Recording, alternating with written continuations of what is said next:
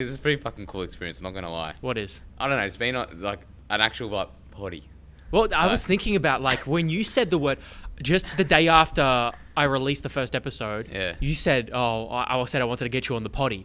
Or you said you wanted to get on the potty. Yeah. And I'm like, fuck, man, what a good name. And I looked it up. No one has that. The potty. You know, okay, Alex, this is why I bought on this shirt. I'll tell you. So What does it say? It says so unsourced. it's unsourced. This is Jay's friend's podcast. Yeah. Claiborne McMath. Unsourced. It's his potty's called Welcome to the Potty. That's why I said the potty. Ah. So basically, just like he goes over like events, he goes over his own life. He's trying to be a well, he's pretty much going to be a really good comedian. Good for him. But yeah, he's one of Jay's mates, and they met through Corey Maynard, I believe. But I wear this shirt because it's, fucking supporting a potty that I listen to a lot. So the name's been used. Welcome to the potty. Welcome to the Or potty. you can just do the potty. What a good Yeah. name.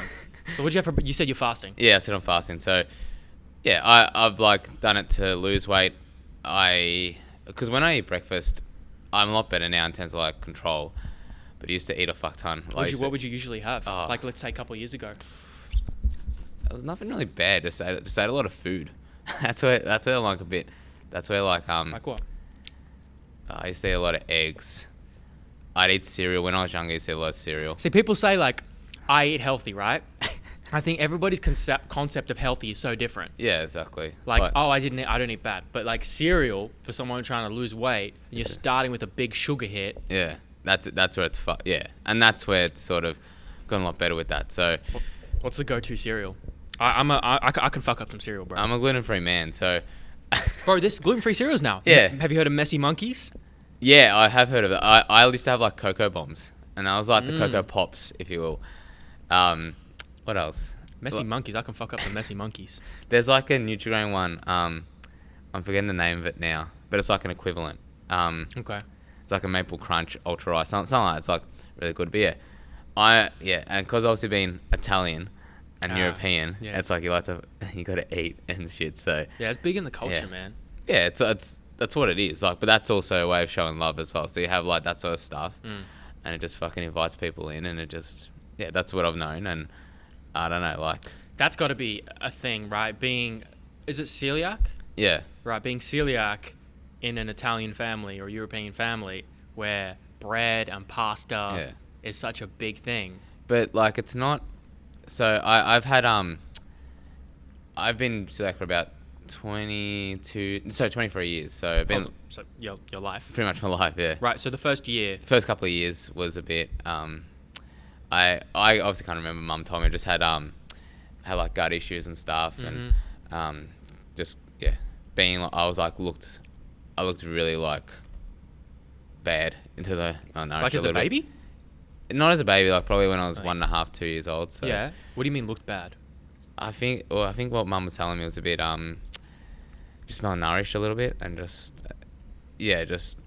rashes and shit. So Okay. yeah, You were clearly having some type of immune system response to your food. and I've had even like in the past, I don't know, 3 to 5 years, there's been times when I've had gluten, I haven't known it, and I haven't had like I've been sick, but not too bad. So I think it's like.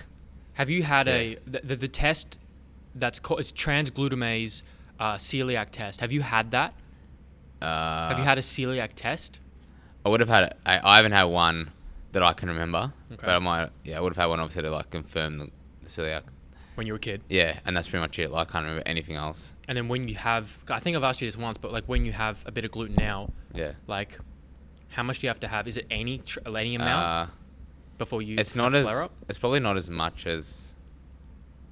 Because I've like had it unknowingly, and I Yeah. haven't like I've been a bit stomach's a bit air, but other than that, it's been pretty sort of good. So Okay. yeah, like it's not too bad now, which is alright. But I don't eat a lot of, really gluten sort of foods. So, Right. yeah. Naturally. Yeah. And you're fasting right now, except what do you got in there? You got the sugar free. It's in my Rockstar Energy. Is that sugar free?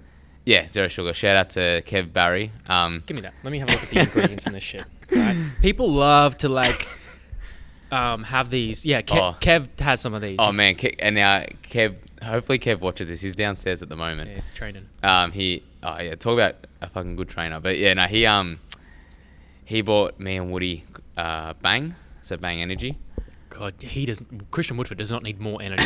talk about a man who needs less energy, but I'm a man who needs probably more energy. Well, like with sleep deprivation too, Yeah. or just like irregular sleep. Yeah, like I don't know. I'm okay. Like I can still function for like 6 hours. I just do it because I train hard, like to push hard. Yeah. It just keeps me alert during the day. It's something just to sip on as well. Do you notice a difference between this and like a green tea or a black coffee? Nah. Have you like tried to compare? Yeah, I like in the past, no. Probably now, no. To be honest, I just like caffeine, and that's like pretty much how I roll. Like, yeah, black coffee's all good. I heard that taurine is from like bulls' testicles. Yeah, bull's testicles. Bull semen? Something about a bull. Yeah, no. Right, I might need to fact check that. Hey, it's all unsourced here, but no, that's another potty. No, anyways, check it up. Have you got young Jamie on the? I need a guy. If anyone wants to volunteer and just be a fly on the wall and help me do this stuff, then shout out to Jay Ellis as well. We've got to get him as well on this potty. Absolutely, shout out to Jay Ellis. Jay, get on. I'd love to have you on one day. I'll just suggest a ton of names to Alex, and we'll see if we can get them on. Yes. Yes, hit me. Oh, names now. Okay, so. I thought you were gonna do. Oh, well, obviously Jay. You've got Woody, so done. Whatever.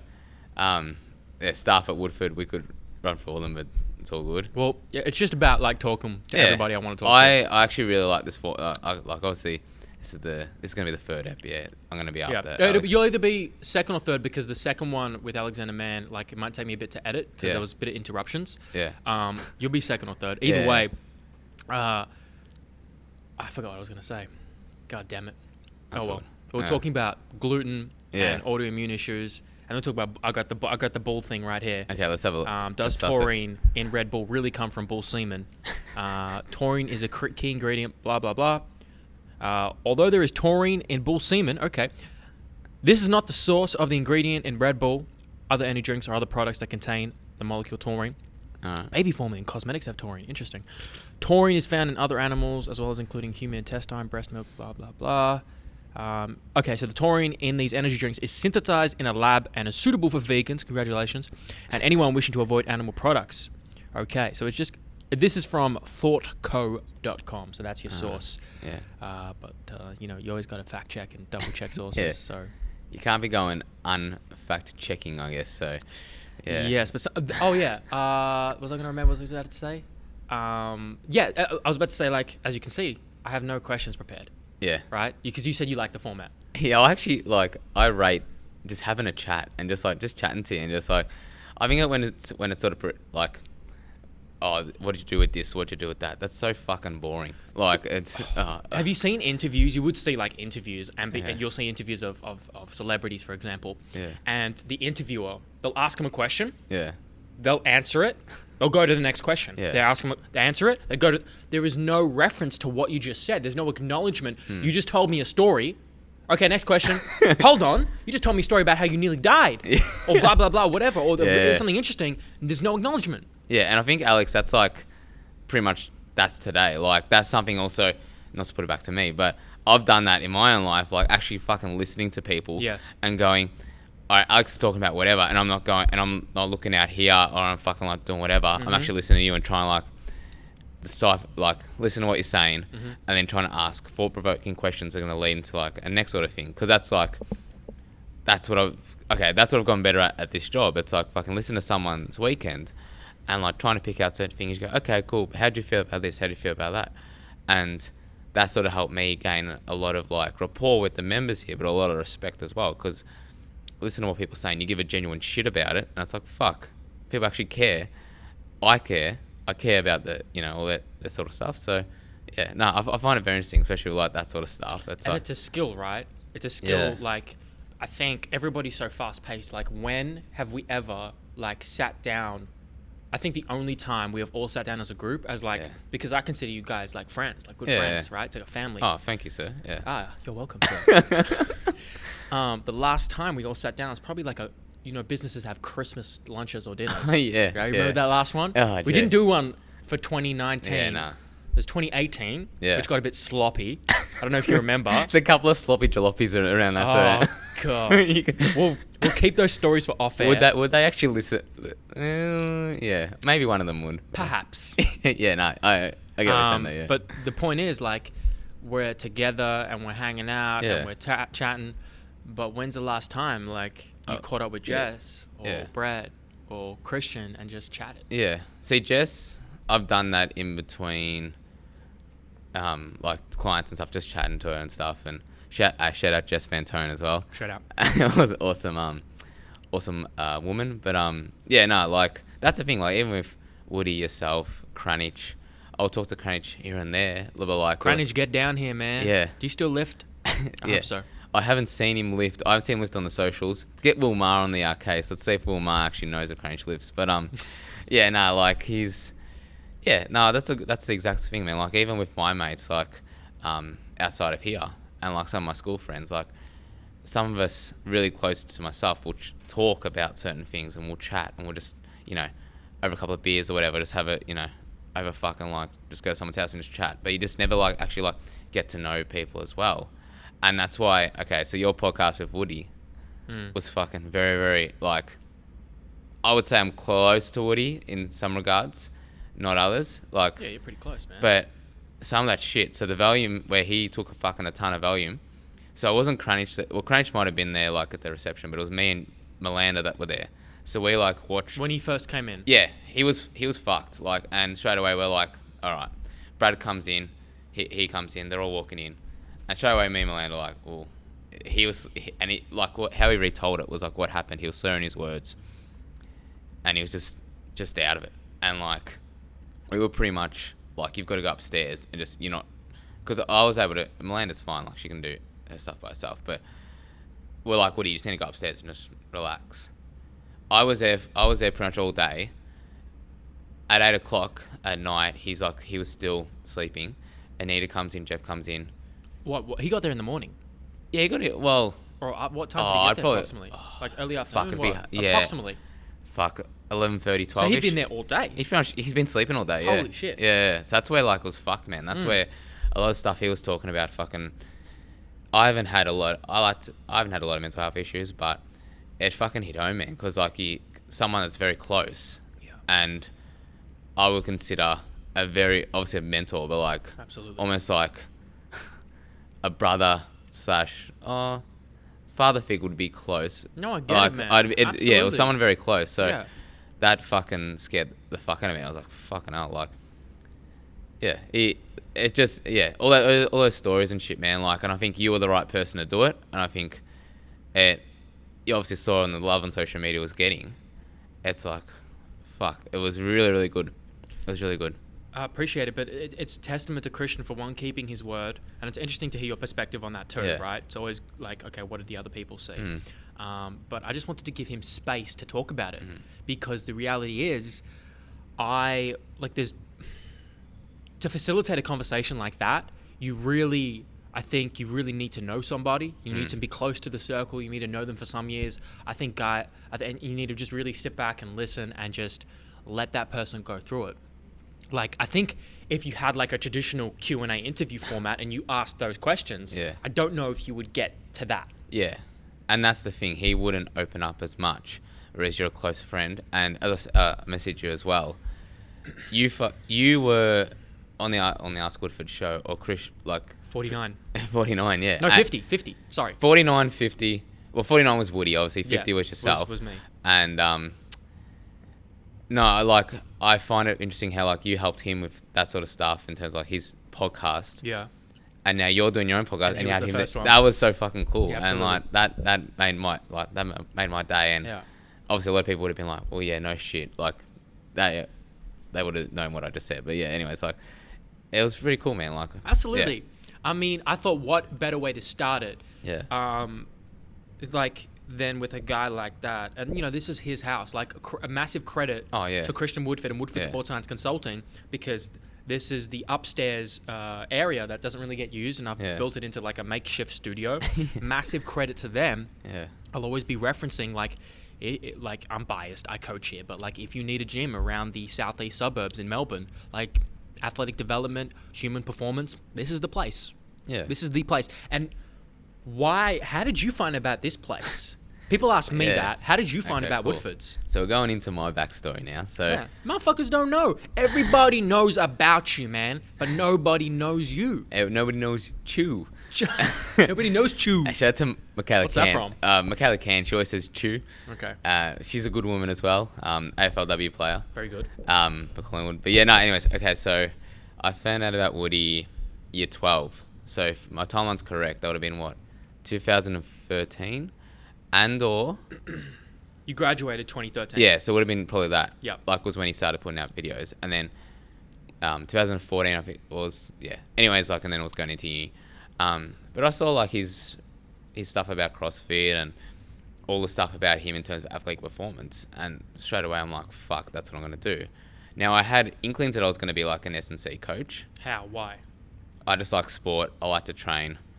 I liked especially the athletic population. It's like very interesting watching them. My sporting heroes would be a lot of like footy players, basketball, shit like that. So I'm like, fuck, that's what I want to coach them to be better. And have I got? I'd say I still got a ton of fucking way to go, but I feel like me being here was the first step to facilitate that sort of change in athletes, and or like just give me a sense of purpose as well. What was the first day you got down here? Was it the internship or something else? It would have been when I got interviewed by Jared. Yeah. Jared interviewed you. How was that interview? Yeah, no, it was good. Yeah. It was fine. Like first of all, it was fucking hard getting here because I'm an idiot, and I just like.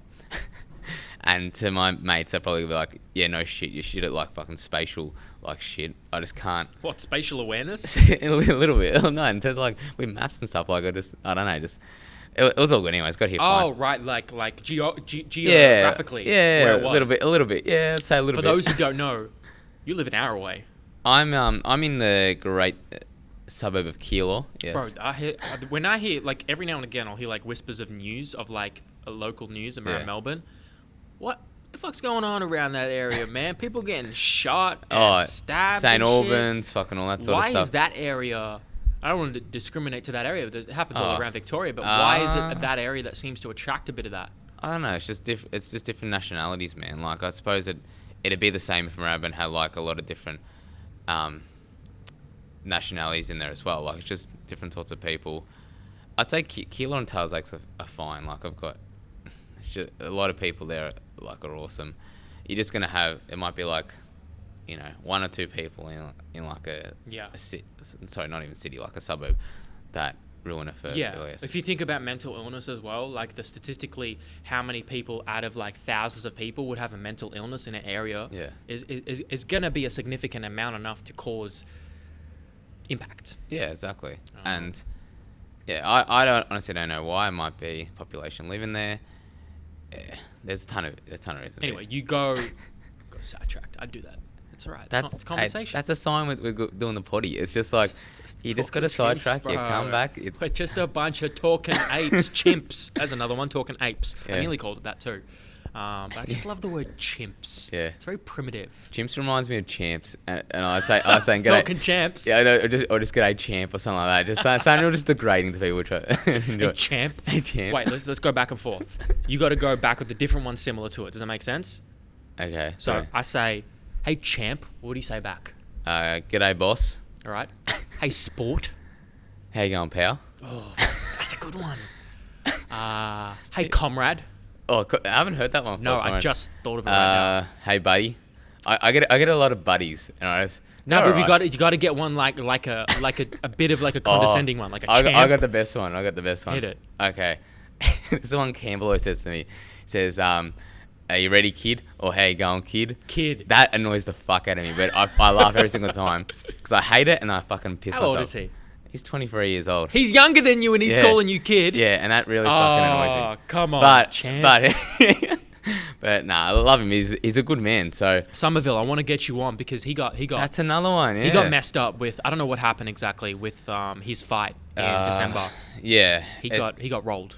Not rolled. I don't mean like he got beaten. I mean by the judges. He beat the fucking guy. I mean by the judges. Oh, yeah, he beat the guy. Oh, I don't want to get involved. He bet the guy twice. That's from what I saw, from what he sent me. I didn't watch the whole fight, but from what I saw in terms of like what he sent me, what I saw in terms of like scorecard said he won, but they had they didn't have a from what I recollect, and he can fucking talk about it on here and prove me wrong. But then they didn't have a Victorian judge.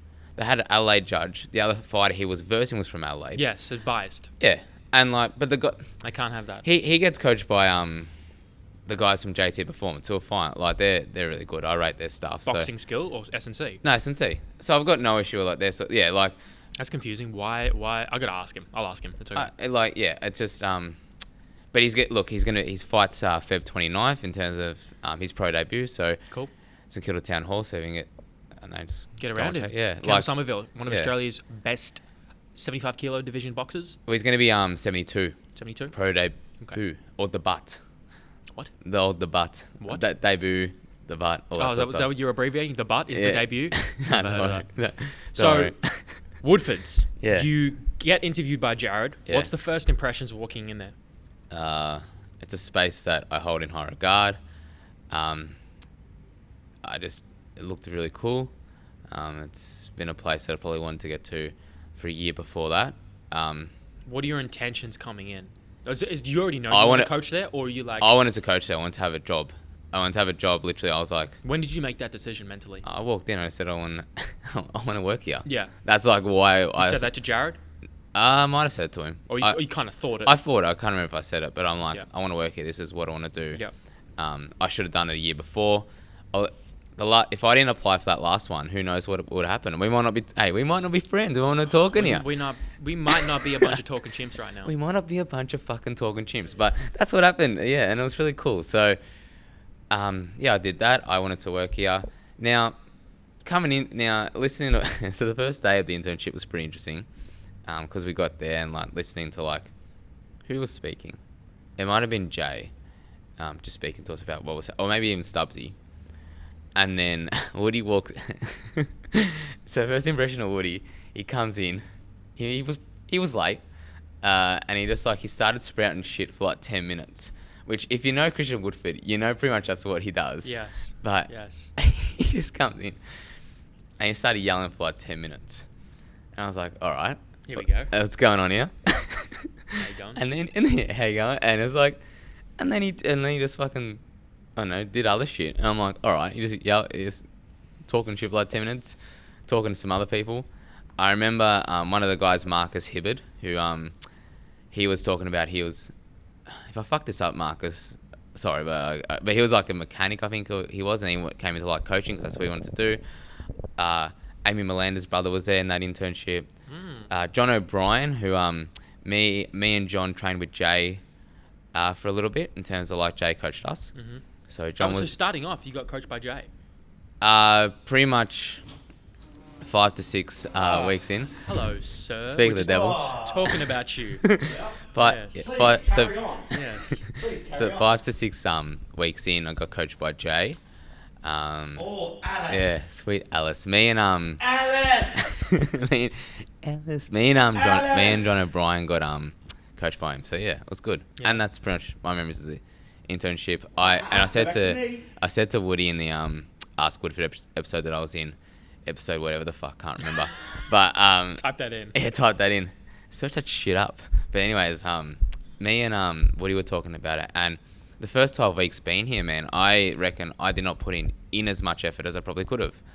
And I reckon I was pretty, not lazy, but just I should have done more. Like, this is what I wanted to do, so why wasn't I coming here more and like learning and like shit like that? Just And what was the You're an answer? idiot. What was the answer you got from yourself? yeah, I was a little bit of an idiot, but also No, like, seriously, He's an idiot. What was the answer you got Oh, from I just- yourself? Why didn't you come? no, I just didn't put in enough work, man. Because Like, he was scared.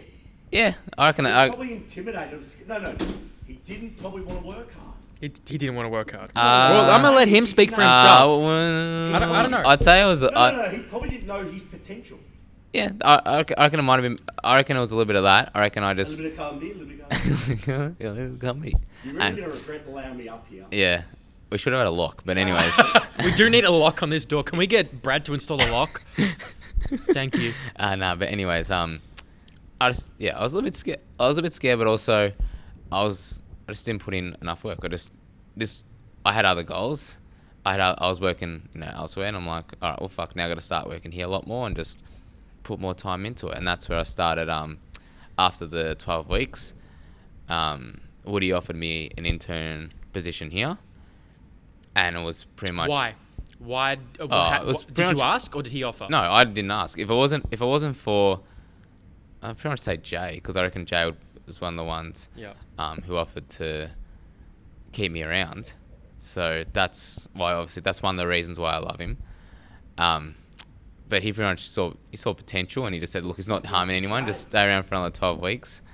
And yeah, just did that. And you picked it up though. Like, you got to a point, I remember you were there pretty much every day. Yeah. Right? Do you remember that? I was there a lot, yeah. Oh, sorry, I was at the Old Woodford a lot. Yeah. And I was fucking... what would your average day be? I was there from about 7:38 to about even 8 at night. Yeah. And I trained during the day.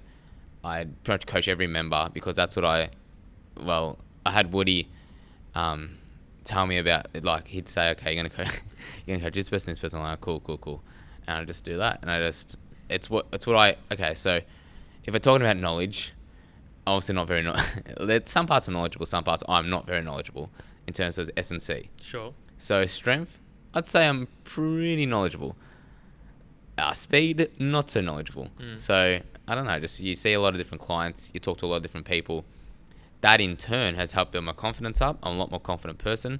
It's probably the most articulate I've ever heard you talk, with the most confidence I've ever heard you talk. Yeah, just give. Yeah. You just got to create the space for someone to do that. It's a bit of space. Yeah. Rick, this is the most... Thank you, Woody. I appreciate it. No, But yeah, he's talking to you out. I know I'm behind the camera, but I like it. It's a bit annoying. But, is it annoying? Yes, I need Or a is it lock. just the fact that we're just... Talking chimps. Oh, there's no agenda. Oi, we have no agenda, so don't pretend there's agenda. Alex- He says we like we did Yeah. this together. Alex, I'm not part of talking chips just as much as you, big boy. I made it talking chips. Alex, Oh God. Alex, I did give credit to Woodford, just so you know. Joe Rogan by day, all night, and we also need like Oi, we're just talking chips. we need some sort of song as well. But yeah, anyways, like I don't know, just picked it up, just starting to see a lot more people. I'm more confident. I'm more I don't know, just yeah, I'm more an asshole. I'm more like confident in myself. That's pretty much the main change. And like it's been a major help here. It's been a major help in my swim teaching as well. It's because I teach with I work with Paul Sadler Swimland, so I just do that. And then even in my own personal life, I'm a lot better in terms of like with my friends, and even with like people that are like me for the first time. I'm more assured of myself. So that's why it's been really cool here. So Hasn't Christian said, ask me about hey, girls. it's only baby steps. I'm struck of all those titties, man. All those titties. All those titties and ass. Hey, turn around. Read that whiteboard. What's it say? Read it to the people. Some things to live by. You got to eat the puss. You got to drink water, and that's it. Smiley face. And that is my second guest, Alexander Mann, who wrote that. Just a little bit of wisdom for you guys. Yeah, nice. Glad it's up here, not down there, away from the business. So, what is that feeling at that time where Christian offers you that job? Something you've wanted for quite a few months. Yeah, and I was like, fuck yeah, let's get into it, and I just got to fucking work hard. I just got to give effort, which I always do. So I didn't say that to him, but I showed you. I showed him. I showed him. Yeah, I showed him. I did fucking work. Like, I worked hard. And at the end, if Woody hadn't given me a job, I would have been pretty cut. But I also would have understood that that's what it is. It is what it is. So, yeah, nah. So. Can I go back quickly? Just quickly. Yep. Of course you were gonna get a job because you busted your ass. I'm not. I'm a person who rewards hard work, and you worked hard and you deserved it. He did. Thank you, sir. Appreciate Massive it. credit to Jeremy Borzillo. You just did your job, so don't pay yourself on the back. I know I did. Saying that though, Brick, I'll give you credit. You are a good man. Thank you, Woody. I love you. Thank you. You're a great man. I love you. Oh, stop this. Don't try to love him. Yeah, sorry, yeah. That's the thing. There was not one time. I'm saying that I didn't notice you at all for a period of time. Yeah. It's like, didn't notice you, right? Yeah, 100%. And then there's, interns coming in, you whatever, hey, how you doing, see you later. Yeah. Do my thing. But then, you get to a point where like, oh, this motherfucker's here every day. Oh, this motherfucker lives an Did you hour actually say away. the word motherfucker? Yeah, in my head. Yeah, it's good. Like, you a dog, man. Yeah. You people don't know. Tell them how many kilometers you have on your car right now. Oh, fuck. At least 215. We drive the same car. 250,000. You have 215,000. And when you started this job, tell them approximately how much you have before you started. It'd be no more than like 70 to 80,000. Bro, is he getting paid for fuel? Nope. Hell no. Hey, That's a hell no by the boss. but that's all right. Like But I'm just saying, yeah, like, it's a lot of time and money and investment and energy to get yourself here. Not many people would take an internship an hour away. Hold on. Yeah. Can I interject? And Yeah. Of course you will. From the maybe board. Worked out that this guy is fucking damn good, and he's on to a winner. Seriously. Yeah. I would have done the same thing. He's smart. I reckon he's the smartest out of anyone because he's gone. I'm gonna stick by this guy, and I'm gonna believe in his goodness. At the hard if I work, he's gonna give me a job, and he did. And right now, he's on more money than me because I'm not getting paid. So, well done. Hey, yeah. Can you my sugar daddy? Yeah, and that's another thing. Like, people see Christian, or like, sorry, Woody, on like on fucking social media. Yeah. And they assume he's this way, and it's like you meet the man, and he's a fucking great man. He's like, Oh, good man, bro. I'm gonna real just like, you know, butter him up here, but Greg, you're not getting a pay rise. he's got like he does have a heart of gold, and he does genuinely care about people, and all the shit that you've talked about and he's talked about in the past. It is what it is, and yeah, he's fucking on the right path now, and he's Where's doing really Alice? well. So yeah, where is Alice? I don't know where he is. You know what, Brick? That was very nice of you. Thank you. That's all right, like- I'm gonna say you don't get your raise because whatever you're asking for, I ain't giving it to you. But thank you. Nah, Brick, actually, that was very humbling. Thank you. Alex, what the fuck was the question? Bro, there ain't no questions no Well, more. can I say one thing? Yeah. We're just talking shit. Do you regret now asking? Oh no, you can stay up. Hey, remember under the Franco podcast, Joe never Yeah, Why asked. did you pull up a seat, man? Pull up a seat. Yeah. Come in. I'm gonna do this. Just wait. Ah. In the end, we're just talking chimps. I'm gonna get you a T-shirt. I should make some T-shirts because Nah, you just please, I will buy the first. Alex. You I'm- won't buy Alex, nothing from Alex, me. Actually, that's true as well. Alex, I'm a Well, ta- you know Do you even have something about- cash on you? What? Do you have any money on you? Nope. Nope. Nah. Alex, I'm a fucking t-shirt whore. If you have any t-shirts of Talking Chimps, I'll have one, please. I will get a design Thank you, good sir. made once I get a new I logo. actually love Alex for the fact he knows me so well. Yeah, and Yeah, then I think that's why the podcast worked so well because Yeah. I was able to facilitate that conversation. I need to talk to you two about. We're just talking. Oh God, it's Mate, all over now. and It's the new It's all thing. over. this is literally Woodford in a nutshell. Yeah. We'll come in, we'll say something, and we'll just beat that phrase to death. And That's right. That's what we'll do. What are the phrases that have been beaten to death? What have here? been done here? You sweet man. Yes, you're a sweet Um, man. I can say mad to you. Yes. That's another one. Wait, What's another one, Woody? wait. Oh shit. Oh, Grimy, no, Grimy. What do you mean? He's an idiot. Yeah, what do you mean? He's an idiot. And like, we'll say that. Simpson quotes it a lot. Classic. Yeah. Classic. What a classic show. And we used to, it used to be like me, Cranich, Woody, Jay, and then also Jamie Smith apparently knew a little bit of Simpsons, which was good as well. He's around the Simpsons a little bit. Okay. It's good. So, yeah, no. Oh, and shout out to Stream Culture as well. Of course. I get coached Oh, by of Charlie course. Afanasiou. So we'll get a bit of love there to those guys. I'll get And, Charlie on. Charlie and Jamie. Nah, get Oh, the I'll have- boys on. Yeah. The boys. I'll have you guys on one day. By the boys. Anyways, yeah. So like like all the guys here, I love them. Great guys.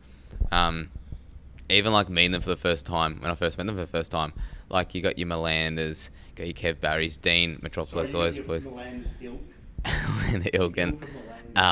And yeah, like meeting them for the first time. Now it's like I'm talking to these guys a lot of the time, and they're like I'm saying absolute shit to them, like just having a laugh, and they're like some of my close. Like it's hard because like obviously it's here, and you try not to like you want to be friends with people, but you don't want to be too close because like that's the way sort of business is run. Is it? How do you know that? I don't even know that. I don't know. I'm just saying like in terms of like here, like I know. you don't want to be too like yeah, nah. They're some of the close friends I got here, so Oh, Melinda. that's Okay. yeah, and It's pretty cool how in this type It of is. industry, how you work with somebody quite intimately for long periods of time, and they become more. It's not. It's become more than like a business or client relationship. yeah, You exactly. Because you're transforming this person's physical, mental well-being, health, and performance. And through that, they change. You see them change. You're like facilitating all these such dramatic changes. You become like a I don't know, in like a big influence in people's lives. Well, fucking Kev Barry's fucking downstairs lifting. Hopefully some back squats at the moment, but yeah, no, He's a killer. He was just, like, I saw a lot of what I did with like himself, like he dropped some weight as well, like I fucking love that, man. yeah, and he sought out a nutritionist, and he just started, building up. We built him up from 1 day a week, 2 days a week, 3 days a week. He's lifting 4 days a week now. He's committed to like fucking lifting sessions. Like he plans shit around it, like, and he's fucking a killer. And like he fucking trap bar like 170 the other, or even was like 172 and a half.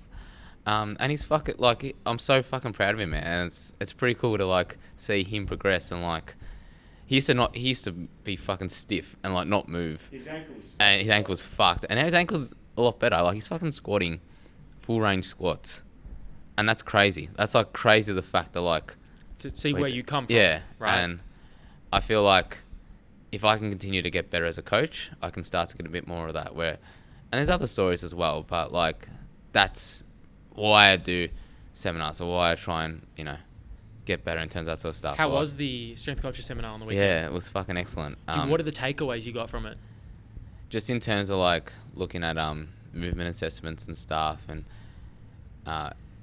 especially programming, I got a lot out of that in terms of like with the clients as well, and different sort of clientele is going to dictate a different sort of program in the way it's run as well. So some people can tolerate RPE, some people can't tolerate RPE, some people too emotional with their lifting. I've become a lot more objective with my lifting. So explain that. Too emotional with their lifting. All right, so I wouldn't give up. A lot of the guys here, I would say we do some sort of modified RPE sort of program. No, it's true. It's like, okay, is it easy or hard? It's easy. All right, go up in weight. Right. Is it easy or hard? It's hard. Go down in weight. How many more reps do you have in the tank? Yeah. Right? We do this. But they can't some people don't know what a hard set is because they haven't done a hard set, and or they've been so fucking far of failure. It's like, okay, well, how many reps? Oh, I had like 1 rep. Like, motherfucker, you had like 4 reps in the tank. Yeah. Move so fast. But that's their fault, and it's not their fault because our job is to help them learn that. But the clientele here is a lot of fucking athletes. Right. So I wouldn't expect them to do that because like where I train is a lot of powerlifters. So, and the way that Melbourne Strength Culture do their programming is a lot of RPE training. And that's different to the way I was programmed by Jay when I was training with Jay, which was a lot of percentage-based stuff. And also, either way works. How did you auto-regulate percentage-based lifting? Say, example, you know what? Guess what? I've been sleep deprived last week. I'm fatigued, DOMS, whatever, blah, blah, blah. Actually, to be honest, sometimes I would just go, fuck, I'm hitting this weight. I hit this weight. Yep. Sometimes I wouldn't. Jay would drop me down 5 kilos. I'd just hit 170 at like, I don't know, 3 sets of free. Keep the same volume, same sets? Yeah, same volume, same sets, and just drop weight. Yep. So that's, and either way fucking works. So, yeah, no, like, I've been blessed in the fact that I've had 4, the guys strength coach and obviously Woody and Jay that have fucking helped me in terms of my lifting and like just in terms of general S&C. So, I've gotten better as a coach through that. So let's picking their brains, understanding what they do with clients, how they help clients, their programming, why they program this exercise for what clientele. Yep. Yeah. And you just take what's useful, discard what's not. Yeah. And then by the like end of 5, 6, 7, 8 years, right? Yeah. Like, damn, now you become a weapon. Yeah, and that's hopefully what I can do in the next couple of years, man. Right. I can be a fucking machine. If I gave you $500,000 next week. Can I have the money? No. And what would you do with it in terms of career and profession? Fuck me, if you didn't invest in this, I'll kill you. Well, No, fucking. I'd have to. Shh. Okay. I want a pure response. I would invest for later. No, I'd. Because I know. I'd buy some sort of housing. Like I'd want to try and build towards building a house. Like investments. Yeah, property. exactly. Sure. And then I'd probably give money to my parents. I don't know, just give money to my parents, give money to my friends, so we could all enjoy each other's company. And that'd be pretty much it. Like, I'd do a little bit towards lifting, but I don't need a fucking ton to lift. I've already got everything I need. I've got fucking knee wraps, knee sleeves, all that sort of shit. I've already got all that shit on. Like, I'd probably, maybe buy something for here, like, I don't know, whatever the fuck, and that'd pretty much be it. Like, all right, interesting. So you're mentality at the moment is not even, well, even if I have the funds, I wouldn't open up my own facility. At the No. moment. Right. No. God. I would not fucking open for a long Don't time. Do it to yourself, Jeremy. And it's because of here, like in terms of like I've seen Don't some of do the shit it. that Woody's gone through, but yeah, It's so good to learn from, though. No. Yeah. You know what? That's funny he says that, but I'm glad you learned that lesson. That's yeah. what Like I'm I think saying. That's what I'm you've got obviously you got fucking balls, doing like saying. Thank you. doing a buffet. No, it's true. Thank Oh you. yeah, but like doing but like owning your own fucking gym. And Jamie said the same thing. He's fucking had times where he's fucking hated on, like he talked about it they're like like seminar last year, like he talked about the exact same thing. It's like he got burnt out, he got fucking wrecked, and it's like, all right, well, I need other people in my immediate group to like help run the business. I can't take all of this stuff. I need to delegate it to other people. Exactly. Yeah. Fill your weaknesses and your needs. Yeah. Media, business, Yeah. operations, da-da-da-da-da, Yeah. right? Full-time membership manager and floor staff, Yeah. right? Finally, after goddamn 8 years, took you a little while. Jesus Christ. It's almost like you didn't have any plan whatsoever, I didn't. Started from the Oh. bottom, now we're here. right? Now we're here. It just goes to show, like, yes, make decisions quickly, make them assertively, and pivot and change when you need to. Yeah. But, like, Can I what's wrong with the plan? Yeah. I remind you both that I started before anyone was doing it, and I Yeah. actually promoted. So, In Australia. course, yeah. correct, but none of us would be here without me. So let's all. No, give we myself- no, we would not Oh. be in Yeah, this. but I No. appreciate what I'm trying to say is when I started, I had no blueprint. Yeah. Now everyone's got a blueprint, so I'm proud of that because now you guys can decide one day in your life. Yeah. If you want to fuck up your life and own a gym, or you be smart and do what you're doing right now. No, I Don't wouldn't own fuck up. I wouldn't own a gym for a long time. So that's what If I'm you're gonna do one, if you're gonna do it, you come to me and I explain exactly what not. to Yeah. Right. Yeah, do. You know but what? That's maybe me. That's me passing on. Yeah. my Yeah. knowledge. You could that could be an ebook. That could be a course right there. I've already done it, man. A business ebook. Yeah, I'm gonna do an ebook on business. Yes. well, hello. That's great. Just like Yeah, top no, lessons. somebody said that, yeah. Like, yeah, great. I've Done. got 200 thoughts coming out. My 200 thoughts bricks read some of them. They're fucking gold. 200 thoughts on what? I just training, just life. everything. Yeah, Efficient yeah. It's athletic Awesome. performance. It's Yeah. gonna be good, man. Good, man. But then I'm gonna do one on business after 10 years, because it gives me a bit more perspective to say, okay, what did I do right? What the fuck did I do wrong? And how can I help a young kid like you do? Yeah. And that would be its worth its weight in gold. What not to do? Yeah. And I could How can I explain reach everything these like kids? Damn, it sounds real like a Michael Jackson type of real suspect type of way. That's from South Park. Oh, is it? Yeah.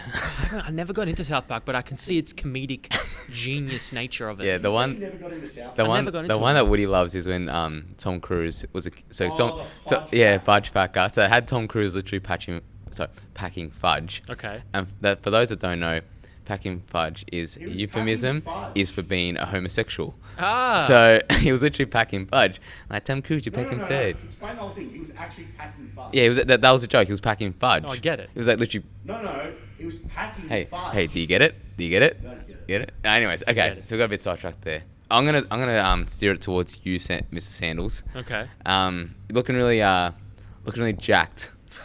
So looking really jacked. He's a big boy. We're on the path. I wouldn't Yeah. call myself jacked as of right now. Jack Sandow. I saw fucking He's looking better, but not Jack. Well, Yeah. I saw a Jungle Beats episode Oh, where Alex was like 74. Mm. And he's so fucking skinny. Yeah, it's all It comparison. is. It's and all like, comparison. But like not in a bad way. No, I but get it. It's but like you look good, man. Yeah, no. I appreciate it. See All ya. right. See ya. Good having you on, talking chimps. A little. Hey, listen, We're just a bunch. we're just talking shit. We're just a bunch of talking chimps. Close the door. Thank you. Boy, just remember, we're talking shit. We're talking All chimps. right. Uh, He loves yeah, that. no. Like, Just one more Oh time. god. We're talking shit. hey, he's gonna be on the potty a second time. If he does it one more time. Yeah. One more. Yeah. So anyway, Mr. Sandals, just tell us about Oh. first of all your lifting in terms of what you've been doing recently in Singapore. Like, what have you sort of done in terms of your training? Well, you know. Like, I just want the You want the people? people to know. Yeah. Well, today was a fucking killer session. Man, shout out to Rob Cooney. That was fucking hard. God. I saw it. That fucking. Yeah. I'm sore walking upstairs already, man. I'm going to be sore for a little bit. Yeah. Doing a back squat, front squat, not a superset, back squat into a front squat. You got a 5x5, and then I had a 4x8. So that's 9 sets of volume. Yeah. How many reps is that? That's 57 reps, and That's quick math. Yeah, thank you. Quick math. Yeah. That's quick math. Man, where's that guy 2 gone? plus 4. Right, if I can fuck that all up. Oh, you did. 2 plus 2 is 4. Minus 1 is 3. Quick math. Anyway, yeah, I don't know. He's probably just doing some more rapping again, like some more comedic sort of stuff. Yeah. Oh. Yeah. Sorry. Yeah. Sorry, you were saying. It was a very tough session too. I Yeah, it still was. couldn't do my walking lunges, man. I couldn't even get Yeah, body weight. I saw that, man. You're fucked. I think that's when it takes it too far. Like, I'm trusting Rob, and like I'll do everything he says to the best of my ability. But it's also a lesson in, like, you know, we're just doing the introductory weeks, but it's also a lesson in, like, okay, we could end the session right there, right? But it got so far where it negatively affected the following movements. Yeah. And DOMS becomes counterintuitive, where if you're affecting the next sessions, or like, now we can't hit the same volume at the same intensity, at the same technique, at the same speed. Yeah, exactly. We're affecting future adaptations, which is, I think, DOMS is going to happen, but especially for athletes and people who care about performance. But like, I think it's counterintuitive as a chronic feeling. See, yeah, I agree with you, and I also disagree with you. I think you need certain times where you fucking push hard. Abso-fucking-lutely. Now, yeah, and it's just different. It's different than pushing hard. You can push hard and not get DOMS. Yeah, and not be sore for a you can week. also push hard and be fucked. Yeah, exactly right. And it's also finding that balance. So I think of yourself, you might have done, say, 5 working sets of squats, and that's a high day, and you go to fucking 9 sets of squats now. Fuck, it's almost double your fucking workload From previous. Yeah, from previous, and Yeah. that's also why you're gonna feel a little bit. Yeah, And guess what? I'll adapt to Yeah, it. you'll be fine. You're fucking. Yeah. Yeah. No, boo-hoo for me. No boo-hoo. It's fine. I'm fine. But it's really interesting to feel.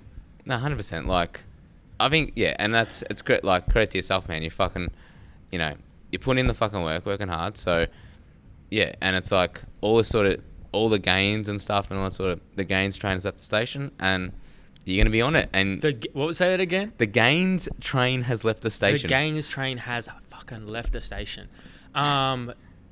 Basically, I looked at you asked about the kind of the last 6 months. Yeah. And you know most of it, right? But Of course, man. We've chatted. But we have chatted here and there. But it just like gets to a point where you have to, I don't know.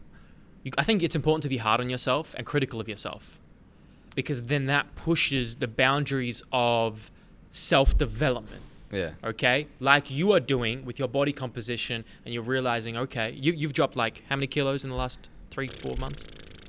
I'd say. Do you weigh yourself? Yeah, I'd say probably. I dropped about 10 to 12 kilos before comp. So it's probably around Whoa, before comp, you dropped 10 to 12 kilos. I dropped a bit. Yeah. Hold on, you went from what, one? This is over like 4 months. Yeah, well, you went from what, 115? No. 107. 107. 107. And you got down to what? 95. 95. You were competing at 95. Actually, no. I weighed in at 94.65. But this is like fucking 4 months.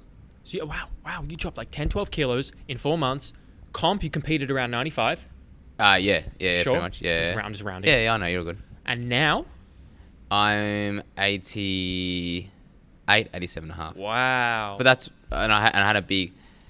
I'm trying to get a bit more calories in. I reckon like I can start eating a bit more in terms of like to fuel training, because training's been a bit. I've had other circumstances affect it, but it's also, yeah, I reckon training I could benefit from some more calories. So yeah. Interesting. Yeah, maybe even have you ever tried like I don't mean a pre-workout, I mean a pre-nutrition fuel like a MCT oil? No. Or a BCAA's intra-workout or pre-workout? Nah, I haven't had I've had BCAAs like once during training. Because I'm thinking like, number one, if you increase calories, yes, you can just have an aggressive approach. Yeah. You could just have like a pre-workout meal. You could be post-workout more aggressive. Intra-workout, you could have a super duper, like Yeah. a bit of sugar. Yeah, exactly. Or you could use other more calorically I would say, conservative approaches, Yeah. where you can still drop that fat Yeah, pretty of course, aggressively yeah. and still supplement yourself for the session. Because the good thing about MCT, medium chain triglycerides, is that it is very rapidly absorbed into the bloodstream because it goes from straight to the gut into the liver, Yeah. where it's then absorbed in the bloodstream. It doesn't need bile, and if you remember from your physiology class, bile breaks down and emulsifies fat. MCT is a type of fat, but it's a short chain fat. It's like it has a short chemical structure. So by that nature, pre-workout 10 grams, you might be able to, because you're coming in fasted. Yeah. So that I have caffeine, and that's pretty much it. That's in my right, system. and that's great, Yeah. especially for mobilizing fatty acids. Yeah. I don't know. It's just that extra sort of, because the plan is for powerlifting to be somewhat decent at the sport. So I want to try and Somewhat. So I got to I've seen some of the guys that I see lift, and I'm like, fuck, I got to try and get to their level. Yeah. And I might not get there. Like I might be just always behind, because there's always people that are better than you, whatever the fuck you're doing. So I might always be behind them, but I'm trying to get better at optimizing my performance and trying to get better at getting the best out of myself, which in the past year I say I definitely have. Yeah. Bro, you're if we just look at body comp, I looked at it, Ask Goodford from, I don't know if you've looked back at them recently, Yeah. but your face especially, Yeah. it's a lot thicker back then. I looked at so there was a photo at my nonna's funeral. So this was on Monday. That's also why I was away. Yeah. And I was just a big boy, and I was like, this is when I was making the pasta sauce. So I You were making the pasta had sauce. a couple of cows in me, but yeah, no, Damn. that was pretty crazy to see, man. The fucking change. Yeah. So Where do you think you'll go? How far do you want to go? Oh, maybe 85, but I'd probably compete at 94. So Really? Why? I don't know. I'd probably have the best, because I look at some of the guys. I don't know who I'd verse on the day. Yeah. It'd honestly be okay. I'd probably talk to Charles and I'd say, where do you reckon you probably see me? If it's at 94s, I can do 94. If it's at 85, 83, I'll just go lighter. Yeah, they don't care. Well, I'm speaking for them, but how much do they care really about body comp and fat? Not too much in terms of body. If you're, in terms of aerobically sort of stuff, you still want to be able to function as a human. So you still want to have some sort of aerobic, base. Yeah. I just want to look good. I want to look good. I also want to, they're not too concerned about body comp, but it is nice to look good and Absolutely. track your calories and make sure, So if you go up, let's say you get down to 85, and then Yeah. you're like, all right, Charles, what do you think? Should we go? If you decide to go up to that upper weight class, Yeah. that's another 19 kilos. No, 94, not 105. No, I'm saying, let's say you drop down a couple more kilos now. Yeah. You hit around 85, 85. yeah. You have to go up 9 kilos. Yeah. Where's that what's that distribution of that 9 kilos? Are you That- going to try and pack on predominant muscle? It's gonna be hard to put it, because I like when I gain weight, it's a lot of fat, but it's also, I haven't really done a slow bulk, if you will. Yes. So I've just ate a lot of calories and just trained. Okay. Well, I mean, when your next comp be? Probably 6 months. For August, I'm thinking Avia Performance. So just because I reckon it'd be a good comp, and I know one of the coaches there, so Yeah. it'd be good down just to catch up and just. Why don't you think you can compete at the 85 class? I don't know. Or can you? I probably could. Yeah. Why not? Because I know. I mean, it's a very personal thing. It is but honestly, don't know. I'd have to talk Yeah. to other people. Talk to about coach. It. Yeah, talk to the coach. But yeah, it'd just be different, man. I don't mind having a chat about it. It's just, I don't know. It'd be suss it out and see how I'm going. So. Have you ever wanted to or tried to attain a super lean body, sub 15%? I got down to fucking 70 kilos when I was 18 or 19. Sorry, probably 19. I got down to real fucking low weight. Yeah. I'd say it was probably about 12%. Could you see? So you could see visible abs. It was pretty, yeah. I had a 4-pack. Yeah. So that's a good indication of body fat percentage. Yeah. Is how many abs you could see. Yeah. I'd say I'd have to pretty much be really like 7 to 8% to get real fucking shredded. Even then, it'd be fucking hard. That'd be a good challenge. Yeah, and for me. could I keep it?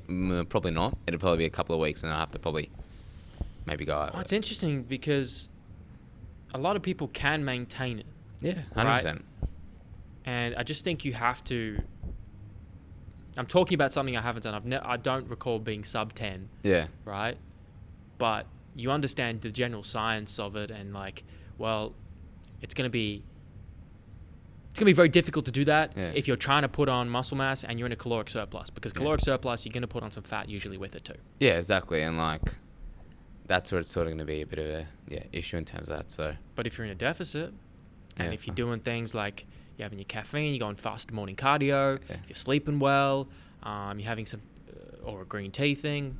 There's a lot of different techniques you can do to help mobilize fatty acids, like mitigate glycemic variability, which is like big sugar hits, big carb hits.